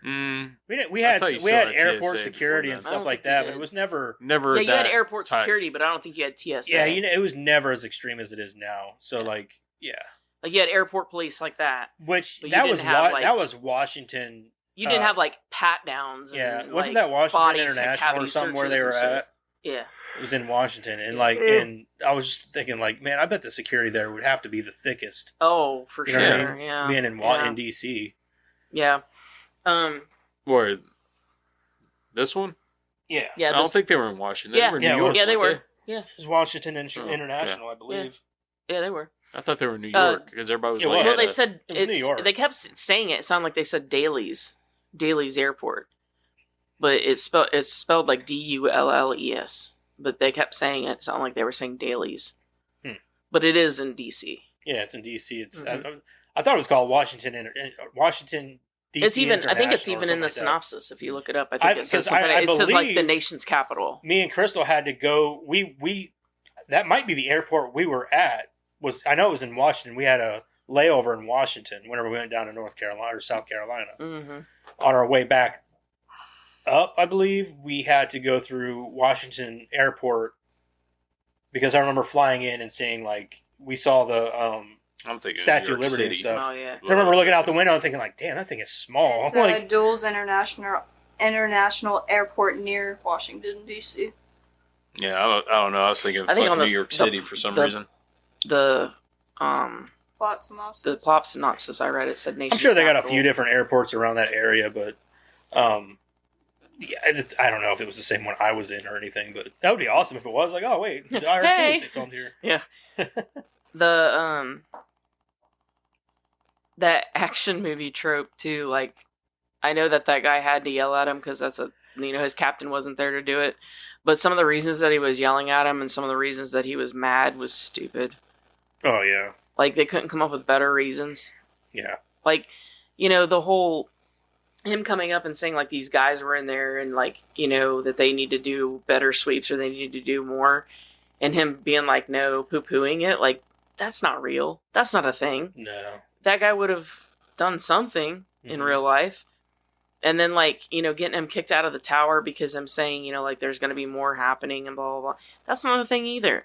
They would have No. reacted. Yeah, they're gonna listen to any kind of panic like that. They're gonna if you come in screaming like, "Oh, there's terrorists," blah blah blah. They're gonna react. Mm-hmm. They're not like, "Oh, whatever, get out of here." They're not gonna do that. Right. That's the whole. Every time that guy would open his mouth and start screaming at him or getting mad, there was like almost never a legit Yeah. thing. Most of the time when like the captain's yelling at the guy or whatever, it's because they caused property damage or they, there's usually like a legit thing. Usually they're like, don't do that, but yeah, keep doing your job. Like keep at the, bad guys, but maybe tone down the blowing up the cars and the, the bullshit. And that makes sense. But like this guy yelling at McClane every 2 seconds never made any sense. Yeah, I know. The shit that he was like throwing out there was dumb. Like it was just every time he would start talking, it was shut up. Yeah. Are you guys about done with your notes? You got more? The only thing I had to was that okay, so this was the part that I could not stand was that shootout scene right after he gets kicked out of the tower. And this is the one that had Robert Patrick. Oh yeah. And they're going down like that, the standing thing that, you just stand and it moves you down or whatever, Oh, those yeah, standing yeah. walkways or whatever. Not an escalator, but a Yeah, the standing walkways, Yeah, whatever those whatever things they are are. called. So they all had semi-automatic weapons. yeah. He has whatever the fuck. Like a Beretta or Yeah, something like Beretta. that. Yeah, it's a Beretta. He has a Beretta.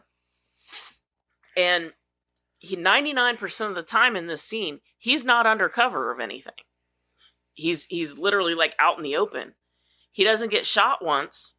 Literally walks out with almost no scratches at all, and shoots all the bad guys. Yeah. Mm-hmm. Yeah, like the one time he's literally underneath a fucking pinned, and the dude he's like, "Oh, I'll just take my sweet time." Yeah, he's like, walking I'll up just to walk up here and shoot you then. Like, just shoot him for yeah. I mean, I know. don't understand how those people can shoot every single one of those guys and then miss so much with one guy. Yeah, I mean, I know that that's a Movie trope. magic, man. I know that that's a trope, and I know that that's Yeah. an action movie trope. It is.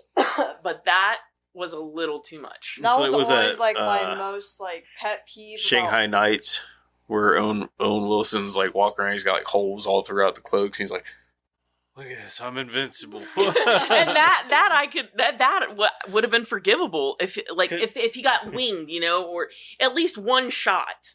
Mm-hmm. I could have forgiven the whole thing. But for him to walk away and just have smudges of dirt, come on. Maybe a bruise on his little shin. That was ridiculous. He's invincible. That's why I went on to do the M. Night Shyamalan movie. That was seriously always my biggest pet peeve about action movies, though, is the main character never got actually shot whenever everybody else just died. Well, he did in Die Hard. He got shot, he got hurt, he got... I like You know what I'm Die saying? Hard. That's what I'm saying. There's a walked on level glass. of realism in the first one, whereas in this one, you're It's telling gone. me he literally, he walks away without a scratch. Yeah. Maybe they Come on. felt bad Yeah. for him because of what happened with the first movie, how he almost went deaf. So, you know what? We gotta make it Take right. it easy on you this time, man. And for the general being such a badass, he sure was a wimp. Yeah.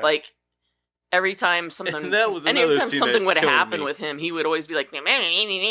Always bitch about it and be like a crybaby. Like I said, that was another scene that fucking killed me. When they're fighting on the wing, the dude's just standing there watching. Yeah. You're gonna make all kinds of money if this dude just dies. So why not just shoot them both and be done with it? Fuck, kick them both off, get the coat out of the wing, and go. I didn't back understand down. why he didn't shoot him anyway. You're going to drop down and go get a machine gun. Well, and this, He did say don't this- hit the wing because of the gas and blah, blah, blah. well, But still, it's you're telling me at them. yeah, not shoot the at them, wing. not at the fucking wing. this They were standing and fighting for a minute. Yeah. This was the scene that killed it for me with him, and I don't know why this made me giggle, but when they go to take off on the snowmobiles, they all have a snowmobile except for him. He's Yeah. got to ride bitch on somebody Yeah. else's. And then we're fucking snowmobiles were quick, dude. They were fast. And they were even driving across water. But I'm just thinking, you're such a badass Yeah. general, and you don't even have your own. You got to ride bitch on somebody else's. I don't get it. General, what is that? It's my flashlight. It's cold. He can't Not ride on anymore. mine next time, okay? Why not? I don't want to talk about I want it. to talk about it. It's so cold. All I know is Not I'm pretty sure I got a anymore. stain. I got a stain on the back of my jacket now. All right, you guys that's cover. it. That's it. all I You Yeah. got. guys good? Yeah. Let's get into rating and reviewing. Oh god. Let's review this bitch.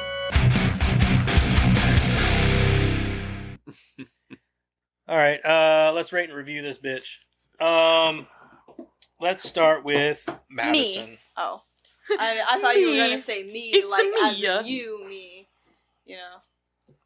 Okay. I did like this movie to extents. The only big thing it was the realism of everything. If you're gonna make a movie, at least make it a little bit real, right?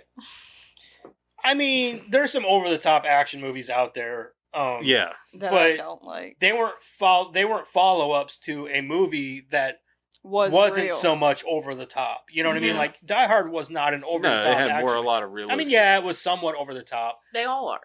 That's the point of an action movie. But to go from Die Hard 1 to Die Hard 2, but It's then a big jump. you haven't seen the other ones yet though, because they get ridiculous. Live Free, Die Hard is he they even say it in one scene. They're like, dude, you just killed a helicopter with a car. Yeah. I mean, it gets pretty ridiculous. He's so. holds on, running But around. at that top point, of a they jet. know what they're doing. Yeah, but at that point, it's Yeah. and don't get me wrong, it's fucking awesome. They're awesome action movies, but this one here it had no substance. Go ahead, it's your Well, review. Yeah, I was gonna say, quit giving her Yeah. shit. Shut up. Go on. But isn't Fast and Furious not the first ones, but the Yes. now ones super over Yeah. the top? Yeah. Yes, they are. Yeah. Yeah, they're ridiculous. They are ridiculous. I don't like ridiculous action movies, I guess. I can't. I like them for what they are. I like them for what they deliver. I never liked they're entertaining. Transformers either. That's different. It's still over the top and ridiculous. Yeah, those movies are dumb. I think the last Fast and Furious movie that I kind of enjoyed was probably maybe 8 or 7. I liked after all that of them, one- except for the first 3. You didn't like the first 3? No, I I liked the don't. first 3. They were But dumb. the last one, oh god. Oh, that was so terrible. The ending was dumb. Oh, it was so terrible. Yeah. Anyway. But yeah, I'll give it a 5. Okay. Yeah. I think for me, least favorite of all the Die Hard movies for me. I don't like the plot. I don't like honestly, there's not a lot about this movie that I like other than some of the actors and the performances. I'm going to keep it simple. I'm going to go 4.5. I'm not a big fan of this movie at all. I never have been, and I knew I wasn't. I thought maybe watching it this time, I'd be like, I liked it more this time. I didn't. Actually, I think I liked it less. Because like before, I was like, it's not that bad, and I watched it this time, I'm like, I really just don't care for it. Like, it's not unwatchable, but it's just not something. And whenever we said, would we watch or recommend, I'm going to go back on that and say, you don't have to recommend this movie unless you need to watch the entire series. Because aside from that, you can skip this movie. Yeah. Well, that's what I'm saying. If you're gonna watch the series, if you're gonna say you're a diehard fan, you have to watch it at least once. But if you want to watch the movies in succession without having to like watch the bad one, watch 1 and then 3. You're not missing anything. You're not. You're really not missing anything. I'm sure whatever you might miss in this one, they're gonna cover in 3 anyway. They'll explain. Yeah. They'll explain. Because nothing happens between 1 and 3 other than this movie that is any different, other than the fact that he was an LA cop for a while. Yeah, because it kind of pretty much jumps to that anyways, because like the main villain... He goes back to New York and the main becomes villain, a cop again. Yeah, main villain of the third one is pretty much the brother of the guy from the first one. So, so you're the second one's just filler. Yeah. That's all it is. The brother of Professor Snape? Yes. But yeah, I'm going to go 4.5. Go ahead, Karen. I'm going to keep it simple too. Just say we all keep it simple. if you're going to copy the first movie plot and all, then the least you can do is keep the realism that the first one had at the same level. Yeah, I mean at least at a semi. I mean, there was level. some over the top shit in the first one, like him dropping the C4 down the elevator. No, I'm just saying keep the same level of realism. Yeah, right. That's all. Whereas, like getting blown up out of a fucking airplane and this and that. Yeah, I'm not asking for, After a whole minute Oscar-worthy realism. I'm just asking for the same level of realism, which was decent, was good for I mean, you know what you're getting into when you watch a action movie. Yeah. This was just too much in certain scenes. And it was the exact same plot, except in an airport. This was like an hour and a half movie, wasn't it?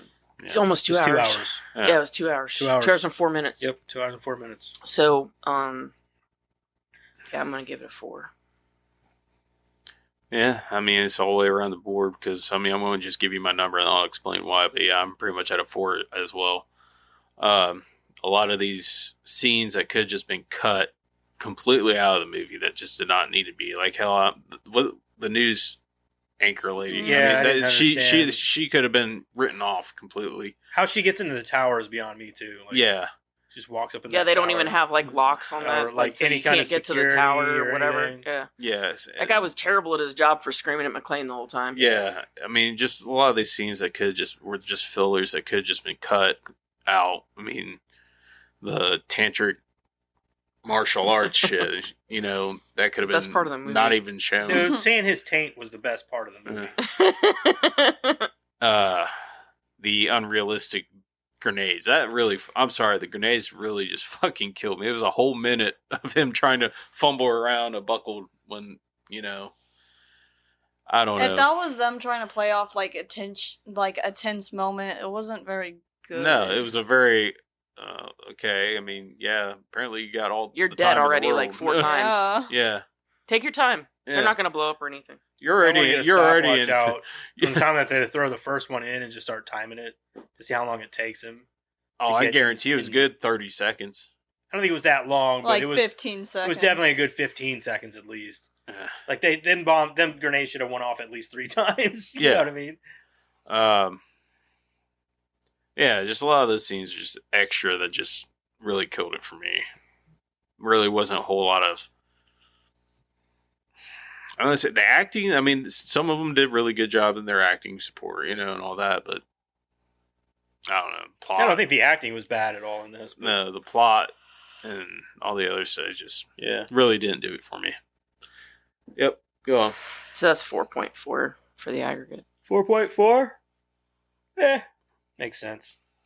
Makes sense. I'm gonna say the critics have a fucking hard on for it because it is Die Harder. So I'm gonna say they probably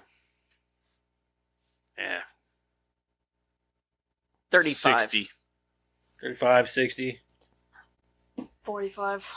Eric's going to take this 70%. Oh my god! I fucking knew it. It lacks the fresh thrills of its predecessor, but Die Hard 2 still works as an over-the-top, of course, Told you they had a hard and on for it. reasonably taut, big-budget sequel with plenty of set pieces to paper over the plot deficiencies. No shit. 57. For the audience, I'm going to go with probably a 40. 65. What was yours? 57. Karen's going to take this. It is also a 70%. Holy shit. Yeah. I figured the audience would have taken I was going to say 70. I knew the audience. I actually figured the liked audience it. was going to like it more than the critics anyway. So I'll give you a couple of these. We're running low on time. Yeah. We talked quite a bit about this movie. We did. We especially at the beginning. Yeah. We were kind of trashing on it before we even got into it. Right. Because, well, everybody already knows What do our you mean? fucking opinion. I liked it. 10 out of We 10. all loved it. Loved it. Us and our 4.4%. Yes. Here's a half star. The polar opposite of the original. Stupid, characterless villains, massive plot holes, bizarrely absurd plot devices. The only thing that could rescue it would be if the ending were changed to make it a dream sequence with Holly waking up John as he dozed off in the car waiting for her. Yeah. Yeah. Yeah. that would have been... honestly would have Mhm. made it better. Would it though? Could you imagine that being the whole movie? Like, what the fuck? It would have explained some things, it like did start off the really grenade randomly. scene Yeah, and the true. shootout. And... Frodo breaking into Sam's mouth. Oh. Hey, if that's the case, then he had a man's butt in his dreams. That's how you call Die Harder. He did have that man's butt in his dreams. Maybe he's not so much into Holly. Maybe. Half star. This movie is so boring. You don't say dog. that about Bruce Willis. That's what he Oh, said. I'm This sorry. movie is so boring, dog. Movie is so boring. I wouldn't say it was boring. Yeah. Here's another half star. Movie 2 is real stinker. It's a real stinker. The plot is so Movie 2? bad. Tell us your age. Yeah. You It is one insult after another to the audience. For me, the movie is number 2 only. Number 2 only is a touchstone for Hollywood condescension of their audience. Okay, dude. At least make it readable. legible. Yeah. Legible. Star and a half. I love Die Hard 1 and 3. I fall asleep during this one. Hey, that's a fair assessment. Yeah, that's what I said too. Another star and a half. Die Hard 2 is boring, and someone have to say it. Someone have to say it. Yeah. It has several unnecessary sequences, characters, and even though thug quotes. Okay. Man, people know how to spell. Nope. 2-star, not nearly as good as the first one. John McClane is great in this film. Holly didn't need to be in it. I agree. She adds nothing, boring, forgettable. It gives Villains. him a reason. The mercenary storyline fails miserably. No, I disagree. Because John McClane's still this type of A person joke. that puts himself in the line of fire to protect innocent people. He's proven that in every fucking movie. I was joking. So, like, in the first I think Holly just adds a level to it. Though. adds a level, yes, I guess. 2-star, the Because worst. you had her in the first one, and it just adds that Yeah. extra Mhm. layer of it. 2-star, the worst of the Die Hard, in my opinion. Too cheesy, too predictable. Everything this one tries to do, the first one did better. Yes. 2-star. It's okay, but my God, does it ever come across as a made-for-TV movie? It's incredibly weak compared to the movies that came before and after. I agree. I'll give you guys one more. One more. Here's a good one. Here's a decently long one. 1.5 stars. I really didn't like this movie, and I understand it's not a bad movie. However, it's too similar to the first. I just found that if you're going to watch two really similar movies, you might as well watch the better one. In this case, being this movie's predecessor, Die Hard 1, you'll probably still enjoy it if you like the Die Hard franchise, but otherwise, you might tolerate it, best case scenario. That about sums it up. Like, this movie, I don't even know why it's got a 70%. It's maybe a 50% movie. Yeah. At best, in my opinion, especially for a franchise action film. Well, there's always bound to be one in a franchise. Yeah, I guess. People are, if it didn't do as well as it did, then they might not have made the third one, so I give it that, So, somebody had to like it. All right, moving on. What movie are we going to do next week, Karen? We don't want to do trivia? Yeah, do trivia. Oh, fuck me. Yeah, let's do trivia. Sweet ass trivia with Karen. We don't have to. How much is there? Not a lot. I see you scrolling for like a half a minute, dude. You're like, not a lot. I go by the bar. The bar isn't that bad this week. Usually it's a lot smaller. Okay. The film exceeded all expectations, outgrossing the original Die Hard by nearly double. In the first Die Hard, John McClane only had a few scripted one-liners. However, Bruce Willis ad-libbed many one-liners and audiences liked them, so much so that in the sequel and the next one, more gags were added, and Willis was told that he could ad-lib as much as he saw fit. The scene where McClane climbs the ladder from the service tunnel up onto the runway and nearly gets run over by Esperanza's plane was filmed from 6 different locations. Granada Hills in California was McClane in the tunnel climbing up the ladder. Los Angeles in California was the close-ups of the plane and inside the plane. The Mojave Desert was the head-on view of the plane in the sky on the approach. Alpena. The Mojave Desert? Yeah. Good Lord. I just think it's neat, like, when you shoot movies, how it all comes together and you don't realize... Yeah, you don't think about that. Yeah, you don't realize, like, this was 6 different locations for this one But it's scene. all one location for you when you watch it. Yeah, I just think that's neat. Alpena, Michigan was the exterior shot of the grating door on the runway. San Francisco, California was the rear shot of the plane on the approach with the runway lights in the background. Sault Ste.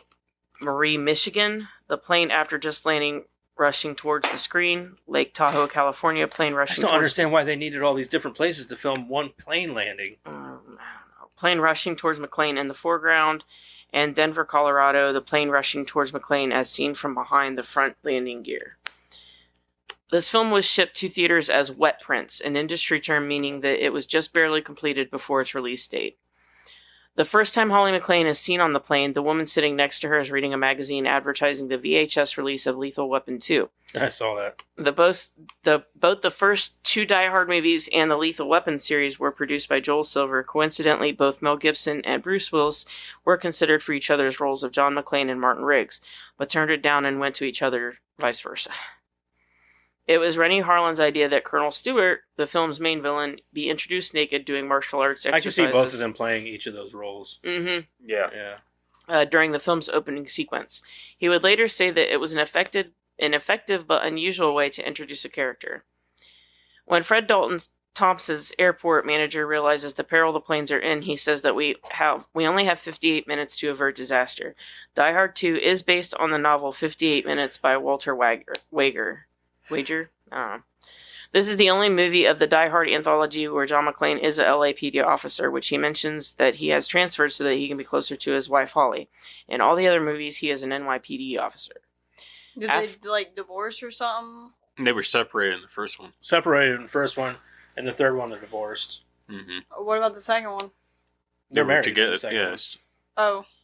They're still married, and they were separated in the first one, but not divorced. Yeah, and the second one, they're still married and living together and happily in love. But in the third one, they're divorced, and she's not even in the third one. So, After the film's initial release in theaters, it played on TBS, which was heavily dubbed for content by voice actors. These dubs were noted for sounding nothing like the actors who played their respective roles. Most noteworthy, McClane's famous line, "Yippee-ki-yay, motherfucker," was dubbed into "Yippee-ki-yay, Mr. Falcon." There's no character in the film named Mr. Falcon. Esperanza's codename is Falcon.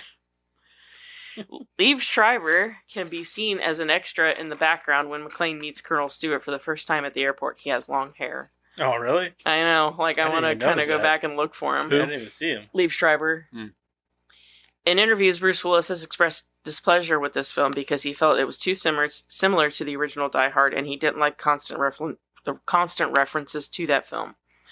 Although he is fourth billed, Reginald VelJohnson only appears in 2 scenes. Family Matters prevented him from having a bigger role in this film as Al Powell. This has the biggest body count of any Die Hard movie. I just want to put it out there that, what's his name? Played Carl from Family Matters. Reginald Carl. VelJohnson. He was my favorite on-screen dad as a kid. Oh, Like, yeah, growing up and definitely. stuff, he was my favorite like sitcom dad. Mm-hmm. Him, Uncle Phil, and fucking Tim Allen Mm-hmm. were my 3 favorite like on-screen dads. And Carl, like, He was in more Family Matters yeah. was my absolute favorite. Yeah, I he- loved him. Yeah. He was my favorite character in Family Matters. There was like Steve Urkel. I was like, fuck Steve. No, Not that's Carl. Carl's Not a shit. Carl. The biggest contributors, the airplane passengers, suffer a typical movie death, though, as their plane was almost without fuel, so it would have been unlikely to explode so violently upon impact. This film initially received an X rating. Costing $62 million, this was the most expensive film ever made up until that point. It was surpassed by Terminator 2 Judgment Day the following year. While both this film and the 1988 original Die Hard take place around Christmas, the is it a Christmas movie or not debate that's become a point of interest amongst fans and the principles for the original has never been a factor for this sequel. By consensus and in comparison, Die Hard 2 is simply an action film that has been set at that time of year and doesn't have some of the themes that resonate in holiday terms for the original. I disagree. I disagree It's too. a Christmas movie. It's a fucking Christmas movie. Both of them are. Mostly Yeah. based on John and Holly McClane's estrangement, turning into them being fully back together as a married couple by the time the sequel has begun. Why does that matter about being a Christmas movie? Yeah, what's that? gonna do? Their relationship status. Yeah. I don't understand why that matters. It doesn't. I don't know why it would. And finally, the TV series Mythbusters tested the idea of blowing up a 747 by igniting a stream of jet fuel and rated it as busted. They found that jet fuel, which is essentially kerosene, was extremely hard to light in liquid form, Because especially it's harder to burn. It burns slower. especially in a blizzard, and the flames would not have propagated fast enough to catch up to the plane. Yep. So it was like fake, and they knew It had. that? Well, yeah, it was fake for sure, but still, like, Essentially, it they're couldn't saying- happen. Essentially, they're saying two main factors is the blizzard, it being wet, it wouldn't have enough vapor. Kerosene doesn't have very much vapor to begin with, jet fuel. So vapor is what lights. So there wouldn't be enough vapor between the blizzard and it not having very much vapor to begin with. Not so to it would be mention hard the to wind, light. the blowing back, the blowback from the jet. It would be hard to light, number one. And number two, when you did get it to light, it wouldn't burn fast enough to catch up to the plane. Yeah, how did he get that lighter to light in the first place if it was so Well, the windy? lighter was the least of my concerns. Yeah, it was it was lighting the fuel. Fuel. Yeah, they're saying the fuel would be hard to light. But still, the lighter would be too if he's trying to light it and it's real windy and everything. I mean, I guess, but even if he did somehow get it lit, it still wouldn't matter because there's no way he's burning that. Now, letting the fuel out of the plane in general, Yeah, that would be cool. that would stop be it. that would stop it. They're going down because Yeah. they're going to run out of fuel quickly. Yeah. They might have been able to take off, but they're coming down pretty quick. Yeah, they're coming down at some point. Anyway, so I think next week is our 69th episode, and we really want to do something special for 69. It's also our Christmas movie, so Well, technically, we could wait another week to do a Christmas movie. well, no, because our next podcast is after Christmas. Next week would be the 19th. Yeah, no, it's not. Yeah, but then the week after is Christmas on that's Tuesday. Tuesday or Wednesday Oh, yeah. is Christmas, I believe. Yeah. So I think anyway. Let me check my calendar.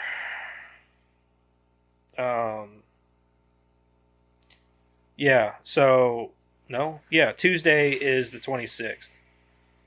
So Always would with be this after one day Christmas. stuff. Yeah. Huh? No. Always late by one day. Like Yeah, we're always off by one day. It sucks too because I was really looking forward to doing the 69th episode and doing something for it. Zach and Miri. Anything, but like we can't because it's Christmas. it's Road Christmas. trip. Isn't Zach and Miri? Doesn't that Oh, take you guys place around already did Christmas? It's winter, but I don't think it's I don't Christmas. think it's Christmas. Okay. And it definitely isn't a Christmas So movie. we're gonna say, never mind the 69. I guess, even though it only comes around once a podcast. You know, once within a lifetime of a podcast, unless You do could always 169. do 96. No, that's not the same. It's not as I festive. know. Not the same. Fucking Christmas. Gotta Well, ruin screw everything. it then. Don't do Christmas. We have to. Bah humbug. Do we? I mean, we do. We don't even have a movie picked out for 69. Zach and We Miri. can. Could have done Scrooged. We did Scrooge last year. Oh yeah, that's right. sitting here I think we naming should just movies do we've already Christmas done. Vacation. I think it's just a fair choice, and I'm it's a fine good with choice. Sounds good. So I think next week we're just going to do Christmas Vacation. It is streaming on Hulu and Max. Is it? Mm. Hulu and Max? There you go. So go watch it. I'm sure even if somebody owns it, you know, it's always likely to be streaming somewhere. But next week we're going to do Christmas Vacation.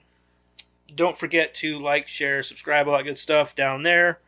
And make sure you get on our socials and stuff. Interact with us a little bit if you want. It'd be cool if you did. And I guess we'll see you next week for Christmas Vacation. Indeed. The fuck was that? Okay, Sammy Sosa. Nixon. Fucking Nixon over here. I am not a crook. I was sitting here thinking Sammy Sosa over here. Anyway. Okay, bye. Bye. Bye.